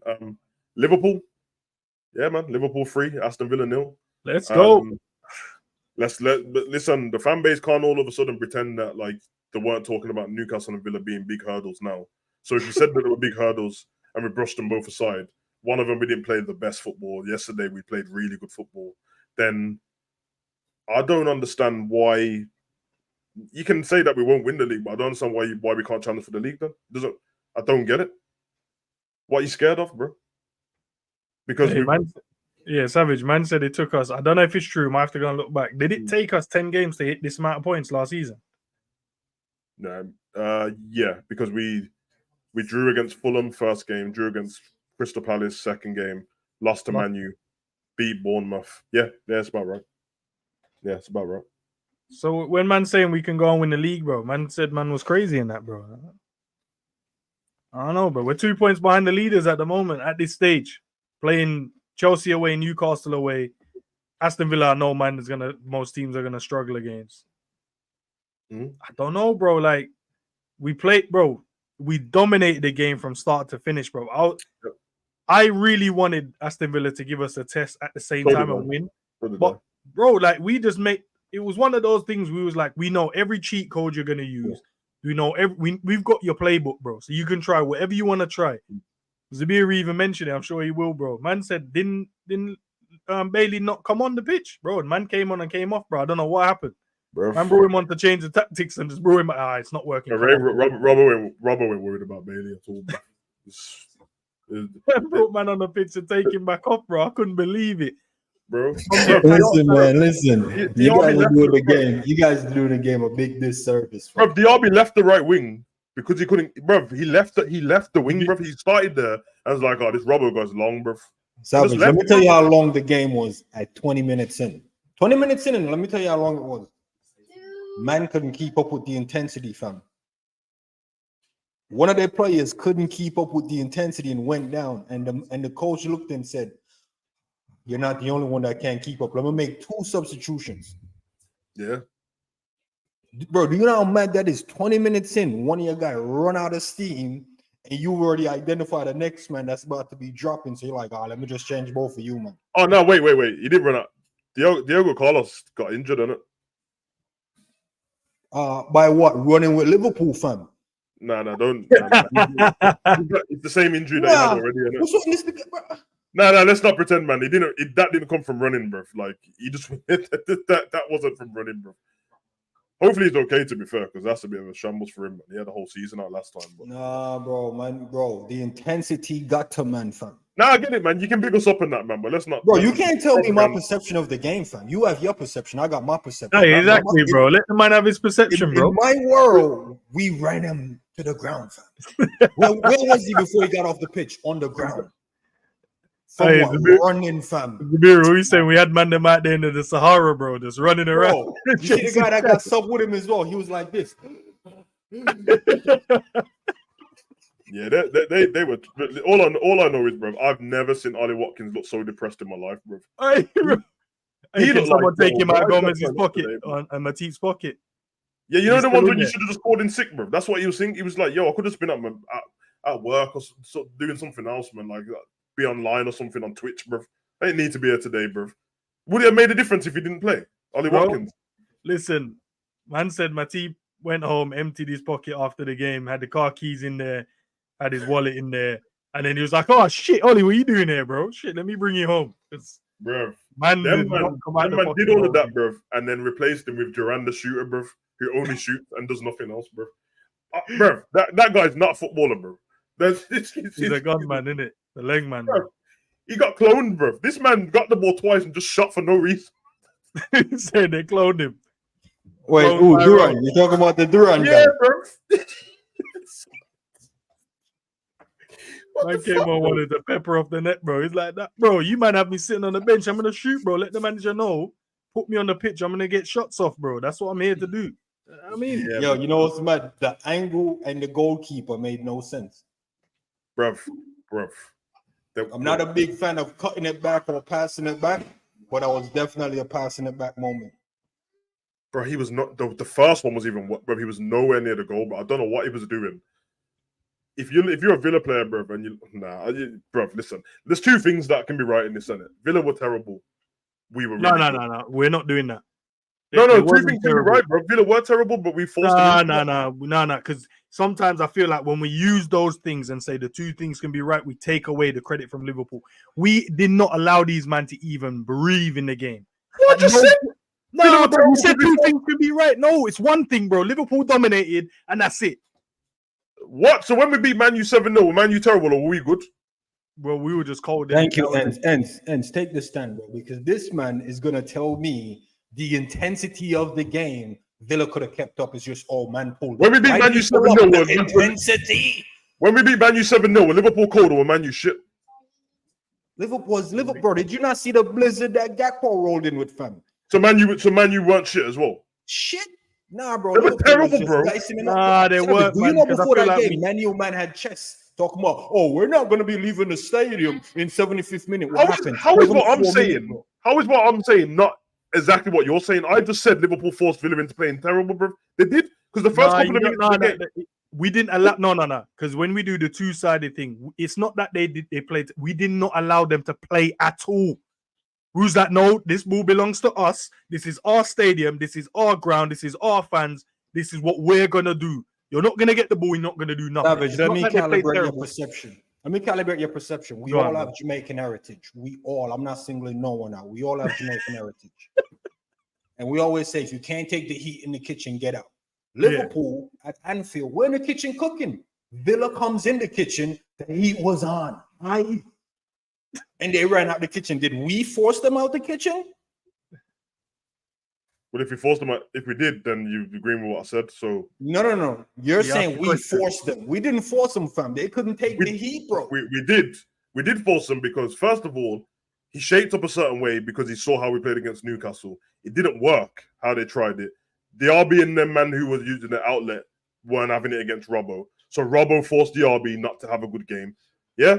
Which in the end made the RB trash, bro. That's exactly what I'm saying, bro. Matip covered Ollie Watkins so much that Watkins give up, which means Matip forced Watkins to be shit. My point is valid, bro. We played really good.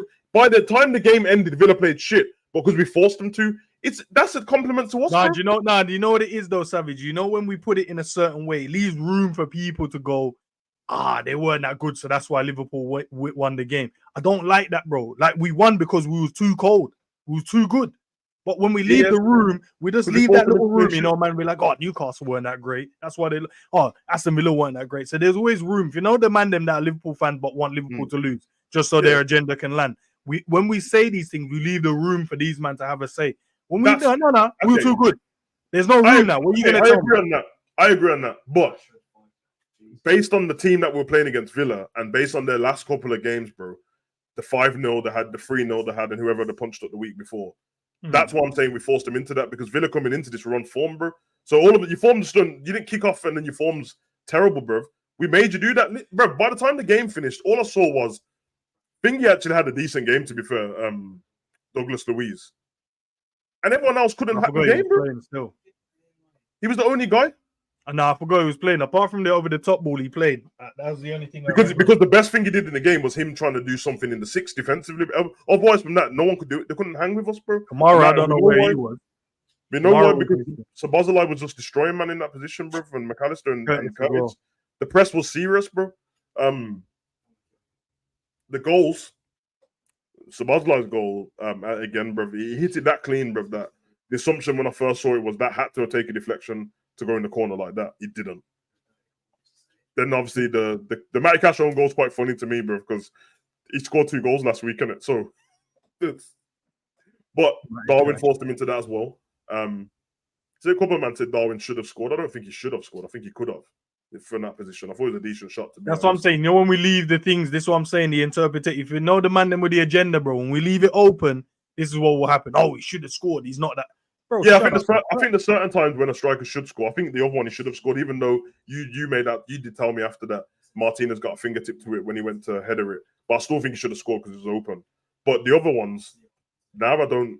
Yeah, man. And then obviously Salah's goal, which his movement was actually great. The flick on was great from Nunes. And when you watch the replay, you realize that Nunes literally tried to flick it on in that position. He didn't try and score. He aimed to flick it on there, which is cold, bro, to get across the defender. He calls. What do you think about Nunes' performance, man? Because I'm trying not to overgas it because he's starting to reach the level where he should be anyway.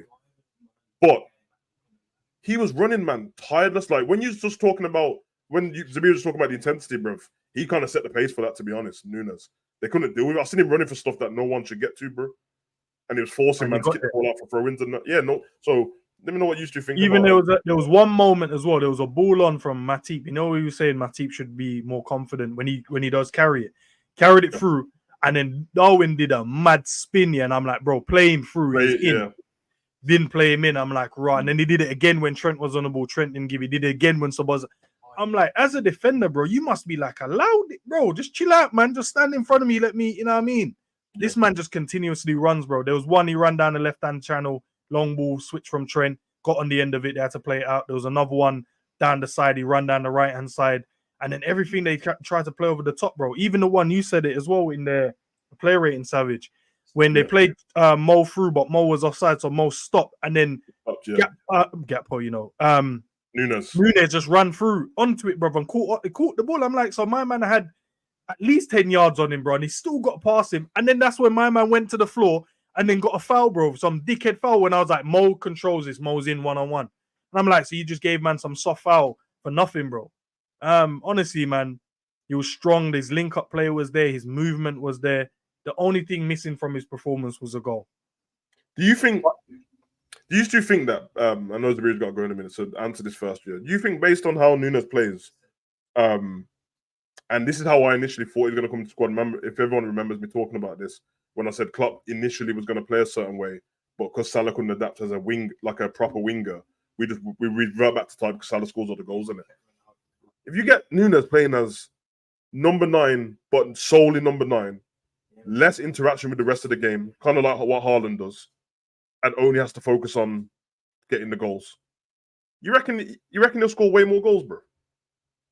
Because by the time he's worked his way into, like, you know, trying to tackle man for the ball and making this kind of run and finessing here and running for everything, he's got so much to do after that. Whereas when you give him less to do, and I know it's probably the way we play, to be honest, because Gakpo does it as well, and Jota, but I think we are changing it. I'll answer the question. Yeah, I think we're changing that way now anyway. I think when he first came in the team last season, we didn't play in a way to accommodate him. We tried, and we gave him too much to kind of do. It's like with Haaland. We have to use a comparison because they're similar in a way. You have to use the same similar comparison. They're strikers. You don't want to give them too much to do. You just want them in and around the box, and you want to make their job as simple as possible because of their finishing. Just give them the ball, letting them go and finish. And I think you've noticed in the Newcastle game, we just gave them 2 chances scored. In the game against Villa, we didn't try and give him too much to do. We weren't, we were just hitting the channel and stuff. We're actually trying to just give him the ball in the right square it to him, tap in. We're trying to give him goals and just simplify his game, bro. And I think with Szoboszlai getting better, with McAllister getting better, and and even getting in Gravenberch, bro, he's that type of player. Box to box will run through the team and give man a square for a tap in as well. Glad you said that, Stoke. I was thinking about it yesterday. I was like, when we was both talking about getting Thuram and that, and I'm like, yeah, Gravenberch's probably the closest thing to the way he carries the ball anyway, as a box to box, because you wouldn't have both of him and Thuram in the same team. It'd be pointless, bro. But yeah, man, I think we know, like, one thing is good to say about Nunes, and if you get him in behind, bro, it's a long day for you, bro. You're not gonna catch him. Not gonna catch him, bro. So it'd be interesting to see going forward. But I think you're right. We are adapting to that, and I can't over exaggerate, man. It's only a couple of games to the season, so let me give Klopp that a chance to let him do what he's doing and that, bro. But I'm very happy with the way he played, man. Happy with all the players, to be honest. So we'll see how it goes going forward and that. But the midfield, bro, that Curtis, Mac, and Sabazalai, bro. It was so cold.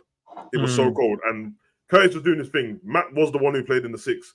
But when Mac went forward, if you watch how Curtis just drifts slowly into the centre, bro, just to make sure it's covered, it's like a full-on rotation. And at one point, it's a triangle rotation. Then Curtis ended up on the right side of the 8 where we had the ball. And then I was like, Sabazalai's on the left side now. They're not just crowding one area. So I really like that. Salah's work rate was good. I just wish he wasn't as greedy in certain aspects and that. But to be fair, man, that's been part of his game so long now that it's probably not. Can't even complain about it no more, bro. It's just yeah. This one is, isn't it? Yeah. But it's always that thing that I always said, bro. It's just like there's moments when we can kill the game off, and then you have your moments. And I think that's the only difference between us and the City. City, no, because I even saw Haaland, bro. He squared one up to Alvarez in a shooting position, by the way. And I'm like, for us, I can't see Mo doing that in the shooting opportunity. No way he's squaring that. But yeah, man, subtle difference. Just square it again, bro. Tap in, square it That's again. What I was thinking, man. Especially the one when Harvey put him in, man. I'm like, bro, you shaped up to hit that with your left foot in the bottom corner or the top corner, innit? The fact that you took an extra touch, just give it to Gakpo now. He's literally standing there for a tap in, bro. And that literally is the difference, man. When I said that about why do people have a problem with challenging, Patman said, I think you can challenge. I don't know if you can win because we're better than you. I think you're valid to think that you're better than us, to be fair. But let's be honest, man. Even though that's normally how the way, you don't have to be better than the other team to challenge and to even win the league sometimes, bro. Because we never know what off day is going to happen, innit? You don't really win the league by just beating just Man City. It ends up being like that when we're on par with each other and we're both winning every game. That's how it happened when we finished the point behind them both times. You have to beat them and win ahead. But I definitely think they can do something, man. To the guys in the chat as well, any proper footballing questions you have, put them in. I'll star them, and then at the end I'll get to fan questions and stuff like that. So definitely do that, man. But big up to everyone in the chat still. Demo said I've never been so excited about a player as much as I am for Sabazalai. The guy's elite. It's cold, bro, and you don't get tired, bro. Patman, what did you mean by this? That's not the only difference. I just don't know what the question was, but let me know. Oh no, it's in the thing that we was talking about. When I said there's subtle differences, that's my difference in terms of how we don't kill teams off to how they kill teams off.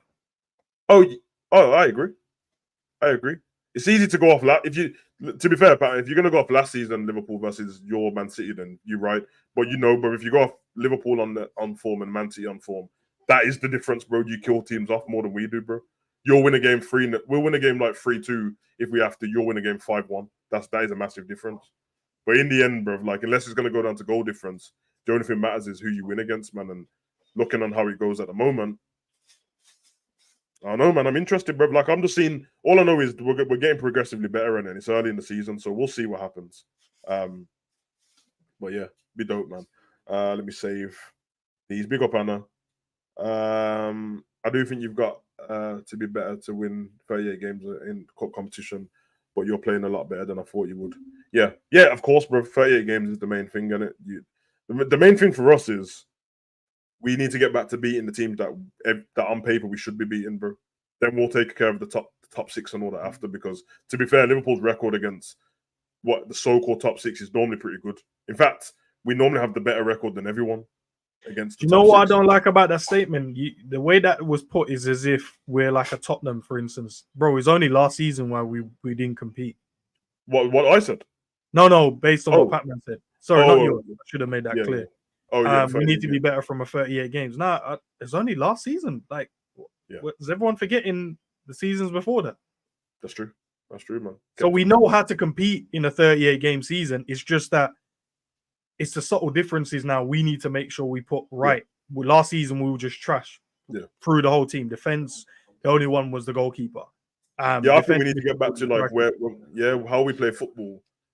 We need to get back to a place where, like, when it comes to Liverpool versus Man City, bro, it's based on like how you believe football should be played, subjective. And at the moment, they've just been objectively better than us. They've won the treble, whatever, and that. But when we get to that space, like we was before, where it's like, if you like your football player like this, you'll say Man City is the better team. Just, or if you like your football playing like this, you'll say Liverpool's the better. Just, and when you get back to that, then it's just head to head. Let's go for it and see what can happen, bro. And I think both teams have got good points in their teams. I can see where both teams can be got at easily. Well, not easily, but I can see where both teams can be got at, bro. And it'll be interesting that when you come up against better managers, how they form in it. So I'm interested to see how both of us play against Brighton. Do you know, it'd be interesting to see how we play against each other now, not with power and pace midfielders. Because Yeah. last season we beat them when we was trash. Yeah, So I it'd be agree. interesting to see with more technically gifted players in our midfield, the addition of Gravenberch as well. See what happens, bro. Yeah, I think Liverpool versus Brighton, Liverpool and Man City both versus Brighton, and Liverpool and Man City both versus Arsenal. The reason why I say that is because we've already played Newcastle and Villa now. The way Man U are playing, there should no way should they beat any of us, bro. Don't care about Chelsea versus Man City. Man City's just smoking, but we saw Man City versus Arsenal in the Charity Shield. They played their teams. They lost, but Man City were better in certain parts of the game. But the way Brighton play football, it'd be very interesting to see how they play, man. Very interesting. Darwin has been involved in all of our last 5 goals and has got 6 points at 2 at Newcastle. Then he won a corner for Zabazla opener, hit the post for the OG, for the own goal, and headed in for Salah. That's true. That's true, bro. That's very true. Patman said it wasn't a dig at what he said. No, I didn't say it was a dig. I said the way it's worded. That's what I'm saying, bro. The way it was worded, it comes across as. Yeah. McAllister's best game in a red shirt versus Villa. I agree. Standing ovation was warranted. He was cold, man. He was really good, bro. Your defense has to improve to beat us in the league, in my opinion. The game between us will be interesting this year. Both teams got a few new players. How many goals are we conceding? How many goals are they conceded so far? Man City, they conceded 1 against Sheffield, 1 against Fulham. 1. Did they concede against Newcastle? No. They won 1-0. They won 1-0. Who was the first game of the season for City? They won 3-0, I think, or 2-0. All right, so they've conceded 2. And how many have we conceded? 3. Yeah, 3, I think. 1 against Chelsea, 1 against Bournemouth, and 1 against Newcastle. Okay, so the difference is 1 goal. 1 goal. All right, fair enough. All right. But yeah, man, madness, bro. Let's move on to the news.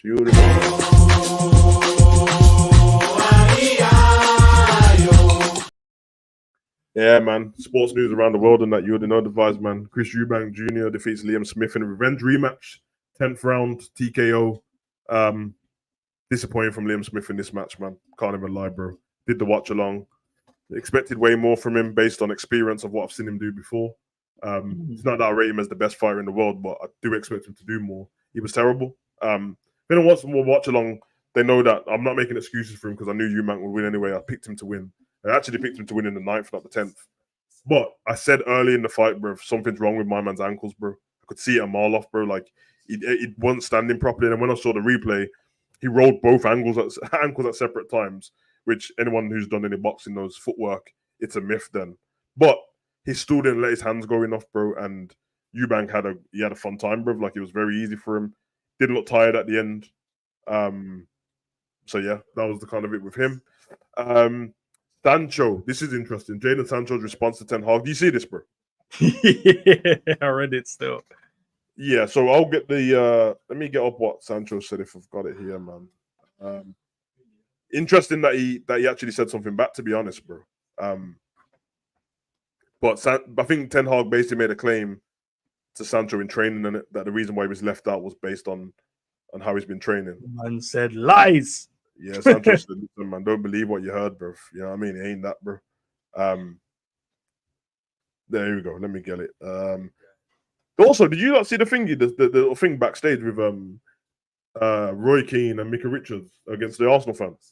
Yeah, man was draped on the guy. The guy was treating Micah Richards like some dickhead though, because he weren't even looking at him.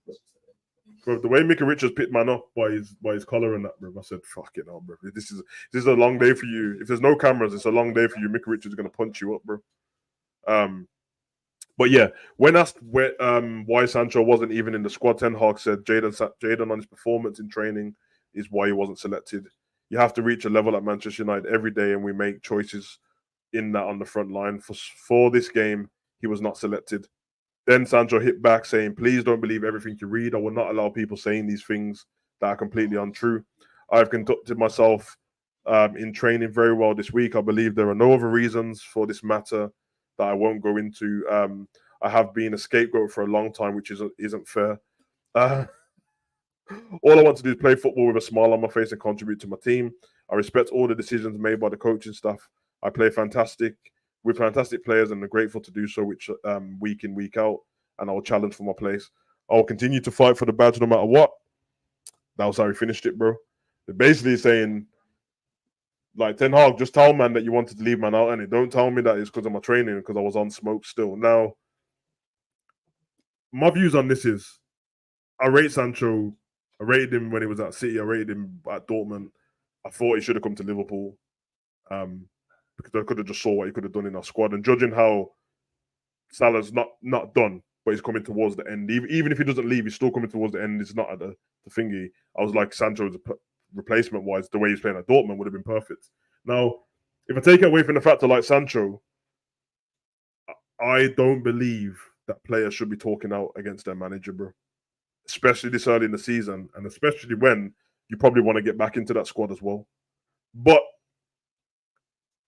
because the thing is, if you believe that he's lying and using you as a scapegoat, that's one thing. But the thing is, you can't tell the manager how he saw you in training, whether you think you trained good or not. You can't really say. You can say, I believed I've trained well, but the manager's decision is what his decision. But you can't say, yo, using me as a scapegoat, I don't know what's going on. But this is the modern day now, isn't it? People have social media to talk out, and I guess that's how it works, man. What do you think on that? I think you have to at some point, because it always comes across as a player, right? I'm not going to use the word bullying because I don't think it is, but it's similar to that, because you can't keep saying these nonsense things about a player and then expect the player just to sit there and go, no, I'll just sit there and accept it, because it's not the point of you saying it, it's the fact that people then believe it.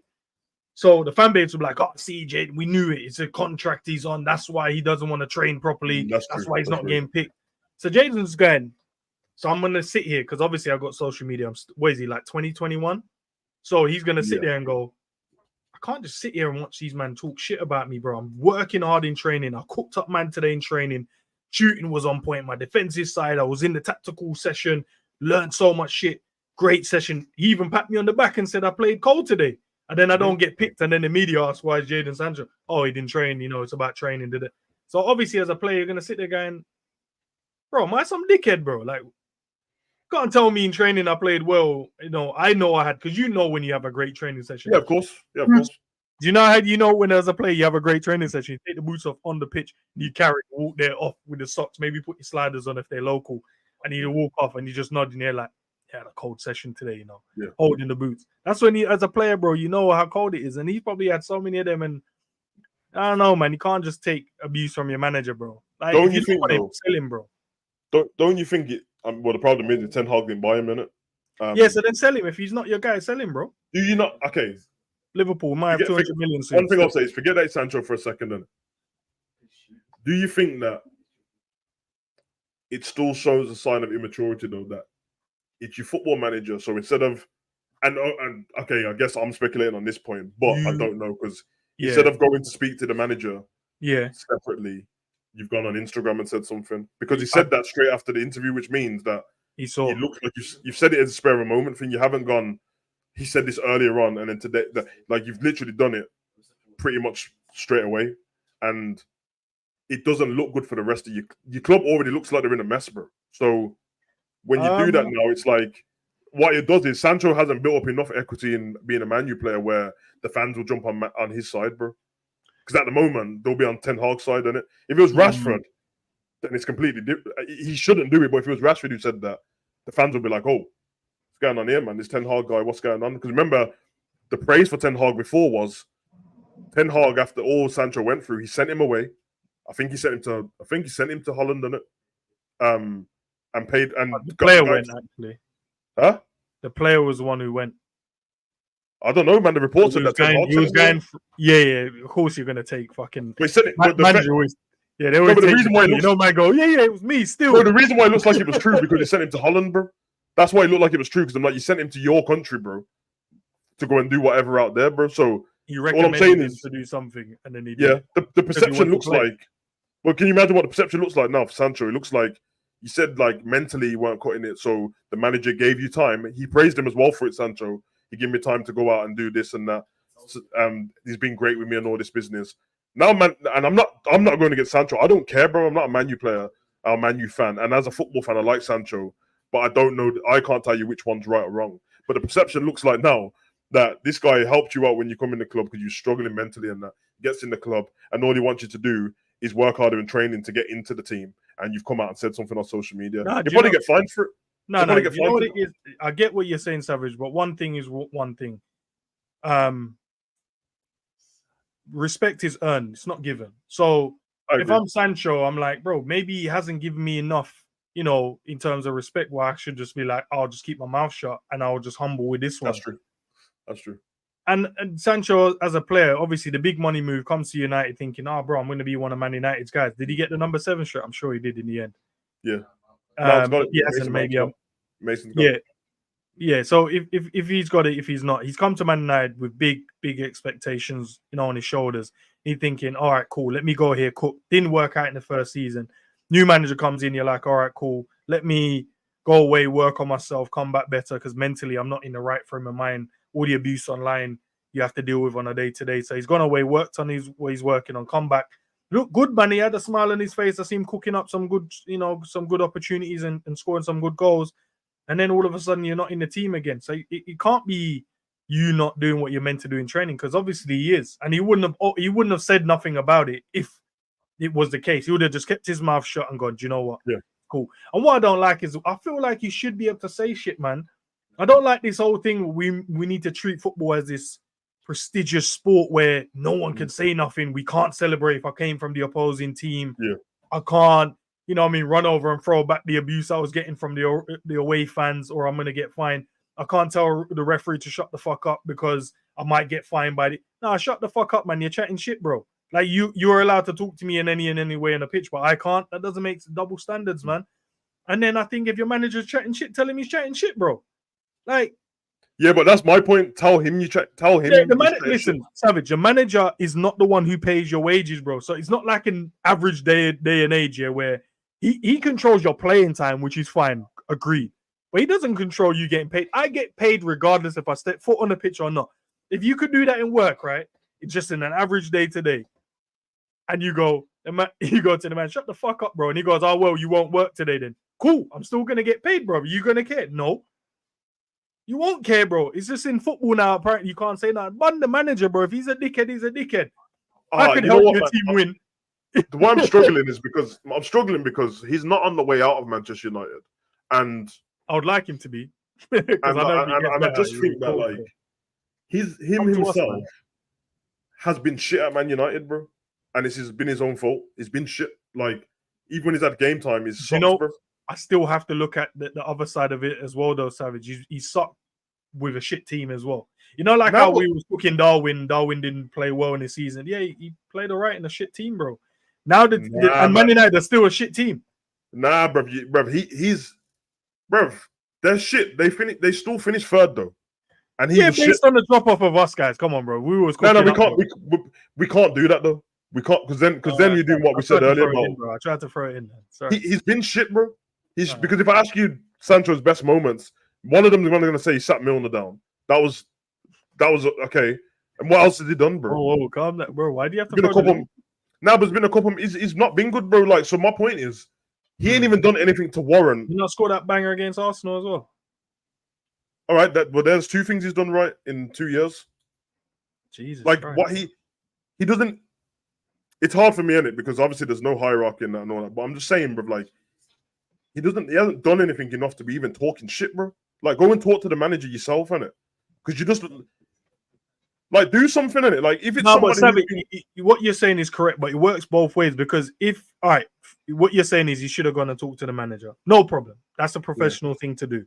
But at the same time, for me to have said something back, it means me and you would have had a conversation previously in training, going, "Oh, no, you're training really well." And then the next thing I hear you say, the reason why I'm not playing is, "Oh," so I'm like, "Hold on, wait, what's?" Nah, but from what we know, Ten Hag didn't tell him that he was training really well. That's the problem. No, but we can only assume because we're assuming both sides, innit? Yeah, but the thing is with Ten Hag got asked the question. Sancho just came out and said something. So the thing is, I'm trying to put it correctly. Then the manager. So you saying the manager is lying, then, or he's not lying? It's one of the. No, but if you like I said, you can know that you trained really well, and your manager can think you can still do better. Okay. And then someone asks you You know what I mean? And my thing is, it's easier for me to do this because it's Man U and thingy. But if I start thinking about it from the other standpoint of if this was Liverpool, bro, I'm like, it's the same as when Klopp said, why is Carvalho not in the team? Is like Klopp said he's training really well, but there's still a few things we need to work on. And then Carvalho comes out and goes, bruv, I'm fed up with this scapegoat bullshit, bruv. Like, what are you talking about, man? Like, yeah, I mean, I ain't having this, bro. Then I'll be like, I'll be like, yo, what's going on here, bruv? Like, relax, bro. The defining factor is one's Jurgen Klopp, bro, one's some bullhead guy, bro. That's all I'm gonna say. Yeah, man, that's true. No offense I think there's both sides to it, though. And yeah, I thought it's an interesting question because even if you take it away from that, I mean, the next point we're going to go on to is of the same but a little bit different because one's trying to get out of the club, which is crazy to me because they've blocked him twice now, and I know this personally anyway. So, another person who spoke out on Instagram, Demarai Gray, against Everton, he put up an Instagram post saying he basically bigged up the Everton fans and then had a dig at Sean Dyche and whatever. And I think if I get his actual thing up, his actual statement was, his statement was, and yeah, I know him personally. He does the arty thing sometimes, man. But he put Everton fans have always been great with me, but it's so difficult to play for someone who doesn't show you respect as a person. That's what he said. Now, fair enough. He was on his way to Fulham in the transfer window. They blocked it. Then Gerrard tried to get him in, and they're willing to go. Ready for everything was perfect. The wages perfect, everything. And Everton said no, but they don't want to play him. So yeah, it's awkward, isn't it? Because if you think the manager don't respect you, he doesn't want to play you. He's a new manager, and they're gonna get money for you as well because it's Saudi, isn't it? They don't want to take it, man. So this is what the thing, man, is. This is more player power versus the club than anything. Because even if it's Sean Dyche saying not showing him respect, Sean Dyche doesn't own the player, on it. The club does. The club has a contract with him, so I don't understand what's going on there, man. Luckily for him, in the post, he put that Everton fans have been good to him all the time because then he sets a precedent that he doesn't have a problem with the club. It's the hierarchy in the club, but it's just another one of them situations, man. And it's awkward because he's got to like the window doesn't open again until January. So what would you do in that situation? What can you do, bro? What can you do? You can't do nothing.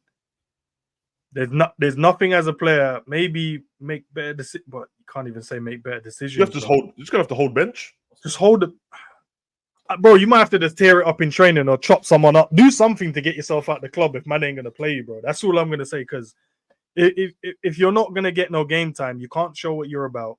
You thought this was the right move. It's not working out. Man, you're saying the man don't respect you.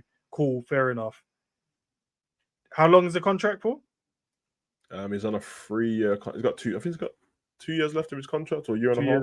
2 years. Hold the 2 years, bro. Or just hand in a transfer. What? Hand in a transfer request. I don't know, bro. Do you want to play or you don't want to play? I don't know. Because players can all moan all they want, bro. They can moan all they like. Exactly. But it's you either hand in a transfer request and say, look, I want to leave. The club can turn it down because you're contracted. Or you be like, well, I'll just train, keep myself fit.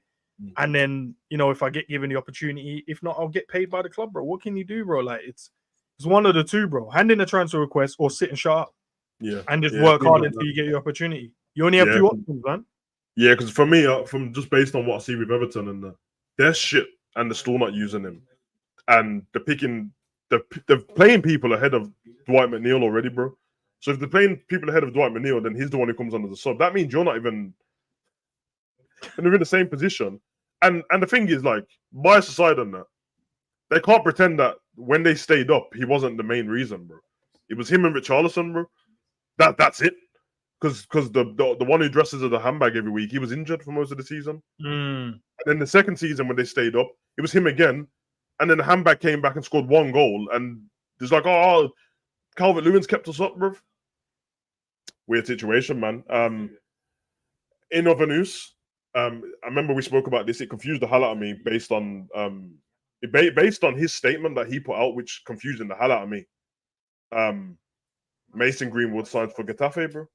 Yeah. Stop. On loan, bro. That's what I was saying, bro. Doesn't make sense. I thought the man was released. He ain't released from the club, bro. That's when I said to you. Remember, I said to you about what Fabrizio tweeted out, and it was like, oh, it might be wrong. And but you remember like, the reason why I said it? Because I read his whole statement out to you and Zabira, bro. Yeah. He said at the end of the statement, that being said, me and Manchester United have decided to part ways for the betterment of both us, me, and the club. You know what? Listen, you know what that is, bro. Man, just pretending like, yo, listen, we're not brethrens, but we're brethren. Yes, but what's happened is like. Hey, this one. Have you seen the other what was it? Not the human rights one. There's another one that's telling Getafe you need to cancel that deal.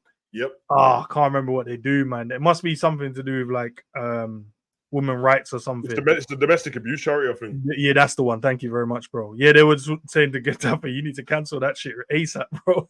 You don't want him at the club. Bro, even the statements that he's made after, bro, he's taking the piss, bro, because then he's said like, yo, I'm doing everything in my power so I can return back to Manchester United. And I'm like, man, you think they're smart, bro? They think they're smart, and they're like, let me slip this under here. He's put out a statement saying we've gone our separate ways. Fabrizio went and fucked it up for us because he's the only one who tried to tweet that we loaned him. Because it could have just looked like, because to me, this looked like, signed for Getafe. Yeah, they're giving him a second. And then what's happening now is all the reports are coming out about who's paying for the house and all that stuff in Spain, which is United. So they've paid for like £8 million apartment for him to stay in or house and that. Bro, I'm like, oh my god, bro, this. Hey, listen, that shows you how much of a baller this man is. Yeah, these men are whether you think of him as a man, whatever, that's fine. You're entitled to think what you think. They're like, let's load him away. They're like, let's load him away. Let's pay for everything for him. Let's make sure he's treated right because he's a baller. Let him go and cook at Getafe, and hopefully everyone forgets how what's gone on. And then we're terrible anyway. So by the time 2 years, bro, we'll need him so much that the Man U fans will just give in, and then they'll have. I won't even remember United, bro, when they brush it under the carpet. Like, Greenwood's back at Man United. I scored a goal. Oh, great goal. Like, hold on. It's funny thing, man. What happened 3 years ago? Then? I saw a lot of people, a lot of Man U fans, in fact, moaning about it. I thought it would be one way because there's a big select few of Manchester United fans that every week they're just bigging up Greenwood on it, but the select few who want it out. Listen, it's done now, isn't it? He's at Getafe, bro, and he'll probably cook there. To be honest, bro. No, he will because he's a great footballer. And for everyone else, Demo, no, Demo, trust me, bro. You don't want him at no. Nah, I think it might be cool still. No. What this, bro? Come on, man. Like, we know the politics in Jamaica already with the football team and stuff like that. I ain't trying to have nothing at Jamaica that flipping ruins the integrity of the team, bro. And it will. And just think how that looks, bro. Before you say anything, Demo and ends, and anyone else who's from Jamaica or has Jamaican heritage in the chat, bro. I know what you are thinking. Yes, him and Damare will cook in the same team, but I'm not trying to ruin the integrity of Jamaica's national football team.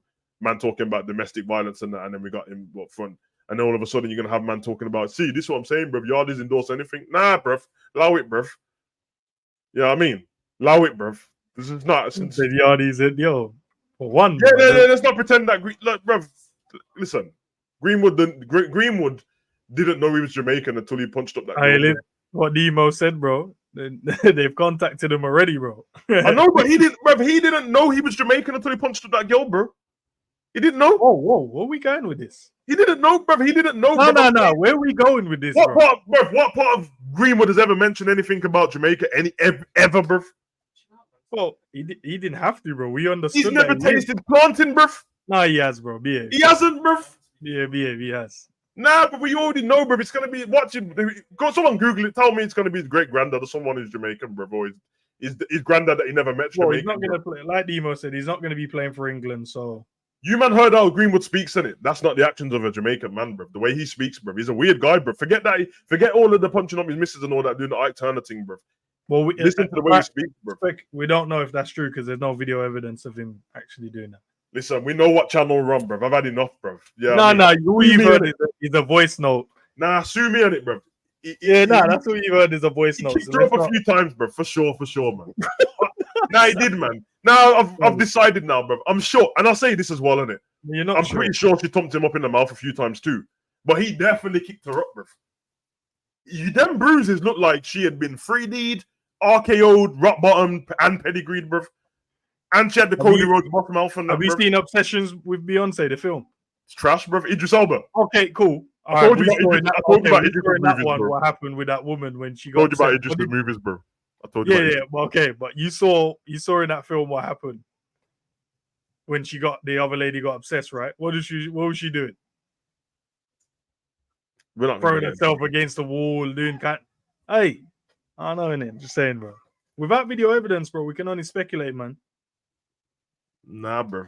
The court said he was non-guilty, bro. So I don't know what can I believe, listen, bro. 90% of crime. Should I believe what's his face from Man City, the left back? What's his face? Should I believe he is what he is? Should I believe because he's got found not guilty? Should I just assume that he still is? Bro, there was zero evidence at all for anything. Hey, there was like 15 accounts, bro. That's all I'm saying. Should I now still believe because he chopped up their things, bro? All right. Yeah, you heard the man say that he's been out here chopping 10,000 things, bro. Like that's what he's on. I'm just saying, bro. Mason, the main thing is that him and his missus are still together. They got a baby in it. You know what I mean? Hopefully the baby grows up in a nice household. That's the main thing, bro. I hope him and his missus sorted everything out. He definitely punched her up, and she definitely punched him up at some point. But I hope that they both sort each other out. I hope they both grow up. I hope they bring up the baby properly. I hope the baby's around no violence. And I really couldn't give a shit about his career at all, because why would I? I don't care. I don't give a shit about her career either, because why would I? I don't care. And yeah, man, let's see what happens, bro. Getafe, you've took on what you've took on, innit? The chances are it's never going to happen again anyway. But, you know, I had the same energy for everyone like Flanagan when he was fly kicking and missing the back, or when Stan Collin was punching up his missus in the pub and that, bro. Same everything, you know what I mean? But it is what it is. Let's get to the chat's questions and then let's get the hell out of here, man. Any questions you got, throw them in. I've started some. Let's go.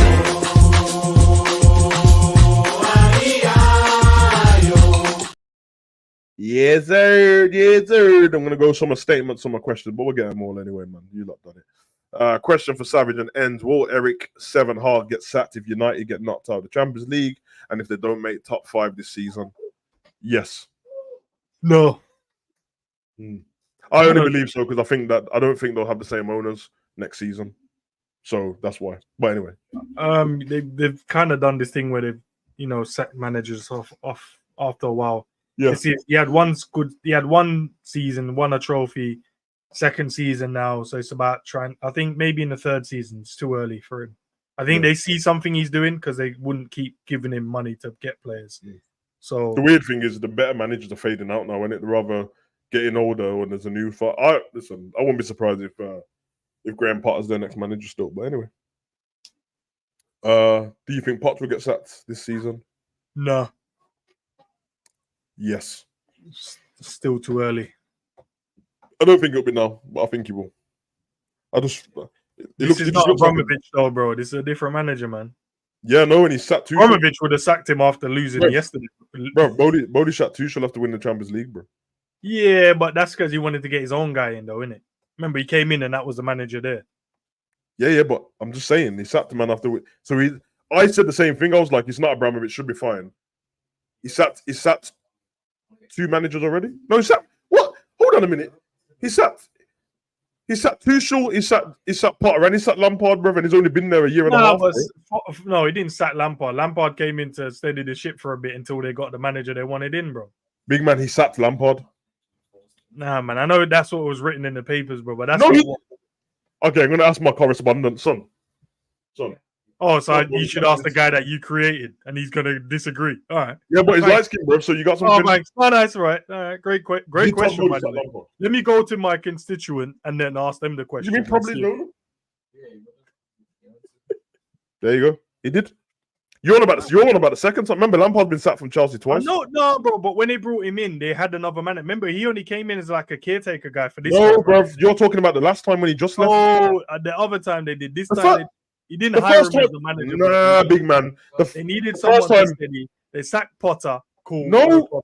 That's not what happened, bro. Yeah, they sacked Potter and then brought him in. No, bro. It's the other way around, bro. Was Lampard not the last guy they had?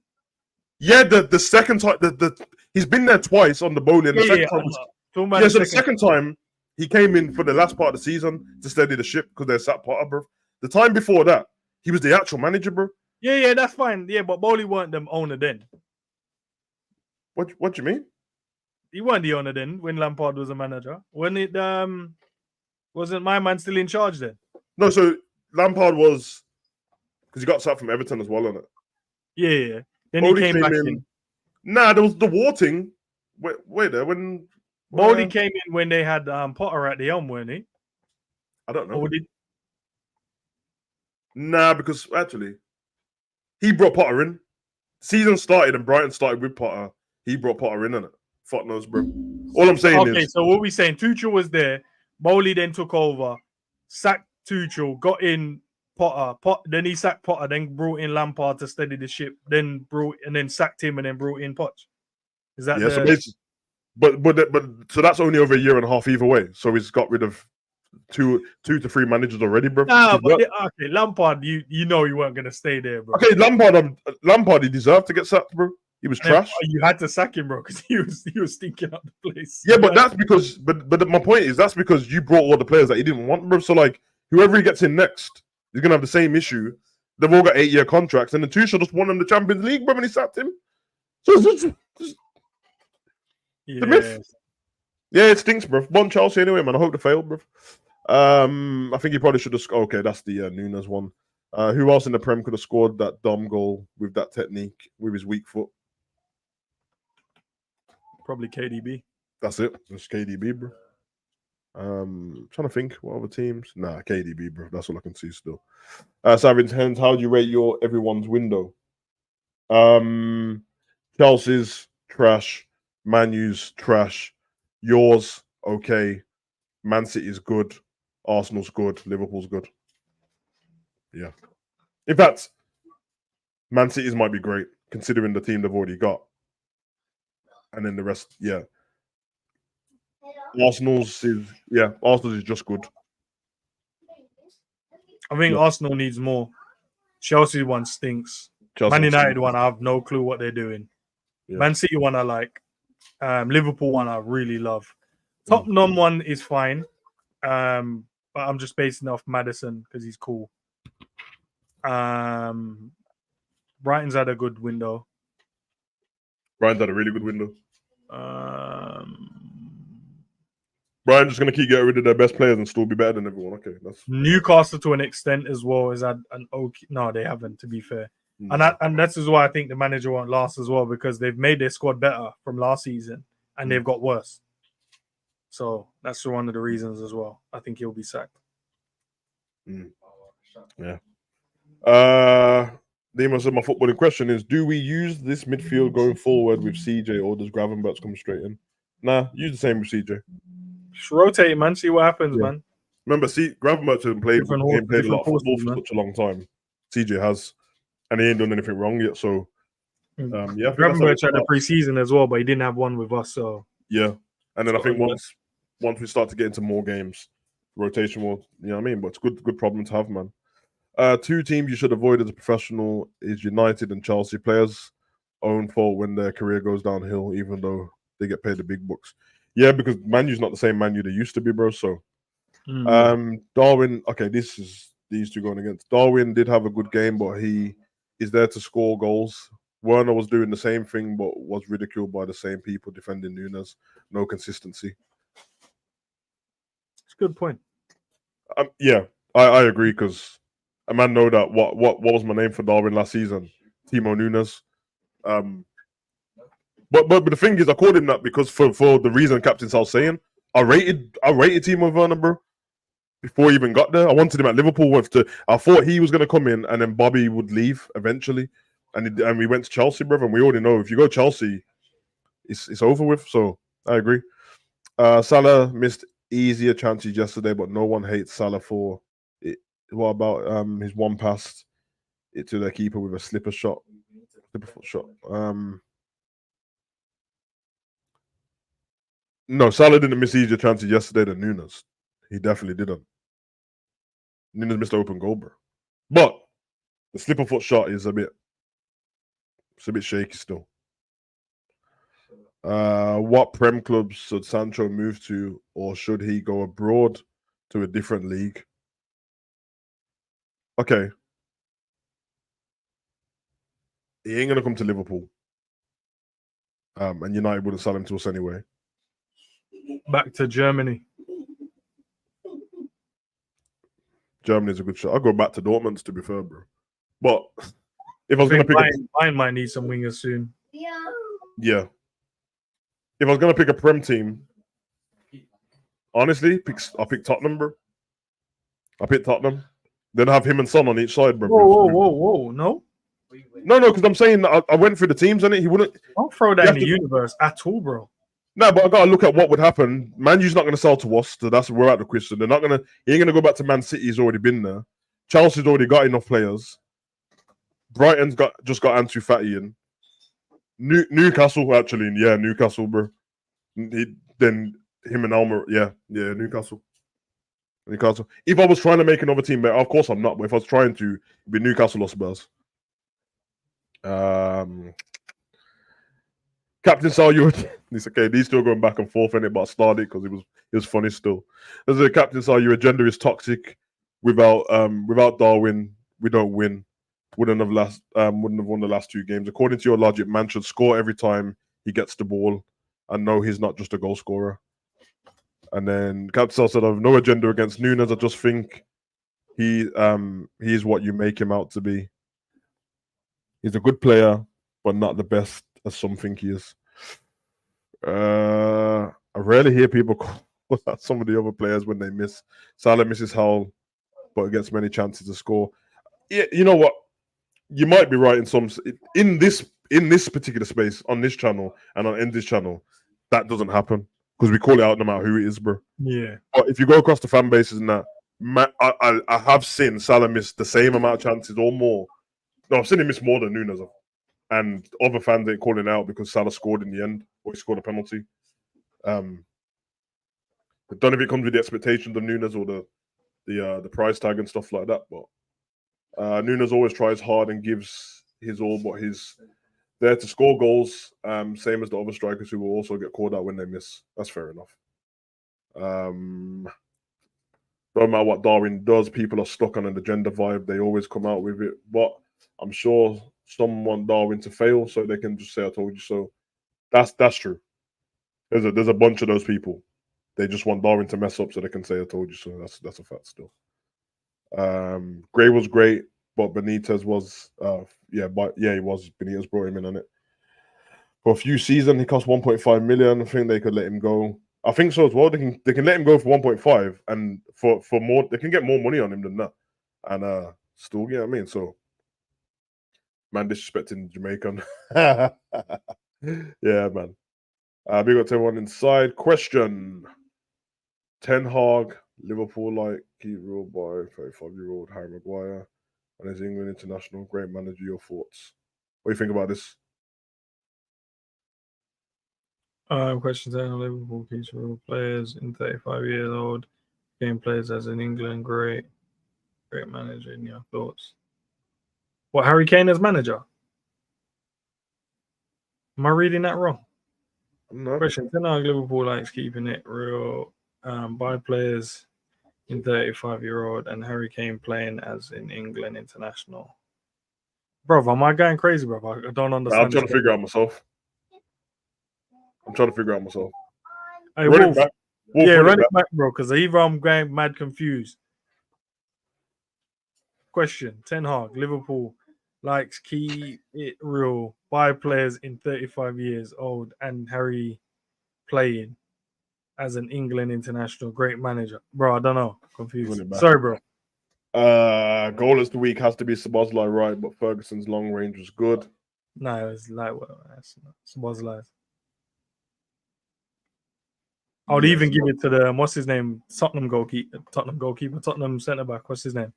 Romero. His goal was good. Yeah, I was thinking that Szoboszlai's edged it just because of the technique, but there was another goal as well, man. Whose goal was it? Don't know. It can't be that good if Maddison goal was good as well. Maddison's goal was good. I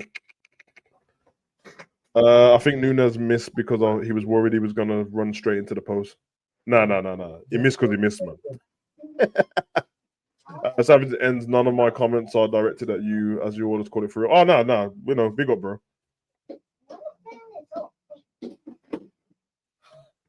Yeah, man. Guess we better leave it there, bro. We're back later on anyway, bro. So no point to overdo it now. Any comments? All right, guys, as well in the chat, man. There's 20 of you inside. Just like the video, subscribe if you haven't subscribed. 7 p.m. call-in show, box to box. Any questions that you want to elaborate on a little bit more, call in, man. You don't have to show your face. Just show your face to end in the back office to know that you're not like some weirdo. And then, yeah, man, you can jump on. Should be fun though, man. Looking forward to it. It's going to be way better now, the box to box, now that the football season started, because there's actually something to talk about instead of made up transfers and stuff like that. So I'm really looking forward to it. 7 p.m. Make sure you're there. Should have subscribed already. Ends put out the video a time ago, so schedule that. Yeah, man, we'll chop it up then, man. But again, thank you all for coming in and that, man. I can't lie, man. I like the background. It's cold still. Cold, man. Can't even lie to you. Yeah, man. Yeah, man. We'll see. Donald, there's only one thing I didn't like, but it's fine. Let's go. What's the one thing you didn't like? Go tune in to the box to box show. I'll tell you this. What is it? What do you like, bro? Nothing, bro. We'll talk about it on the box to box show. This is what he don't like. He doesn't like the fact that Lionel Messi's got a mannequin for some reason. Look at all the great players I've got on there, bro. How I had to get Messi in there somewhere, bro. Disgrace, man. It's a disgrace. Big up Bayesian, bro. I didn't even see you there, bro. Big up, man.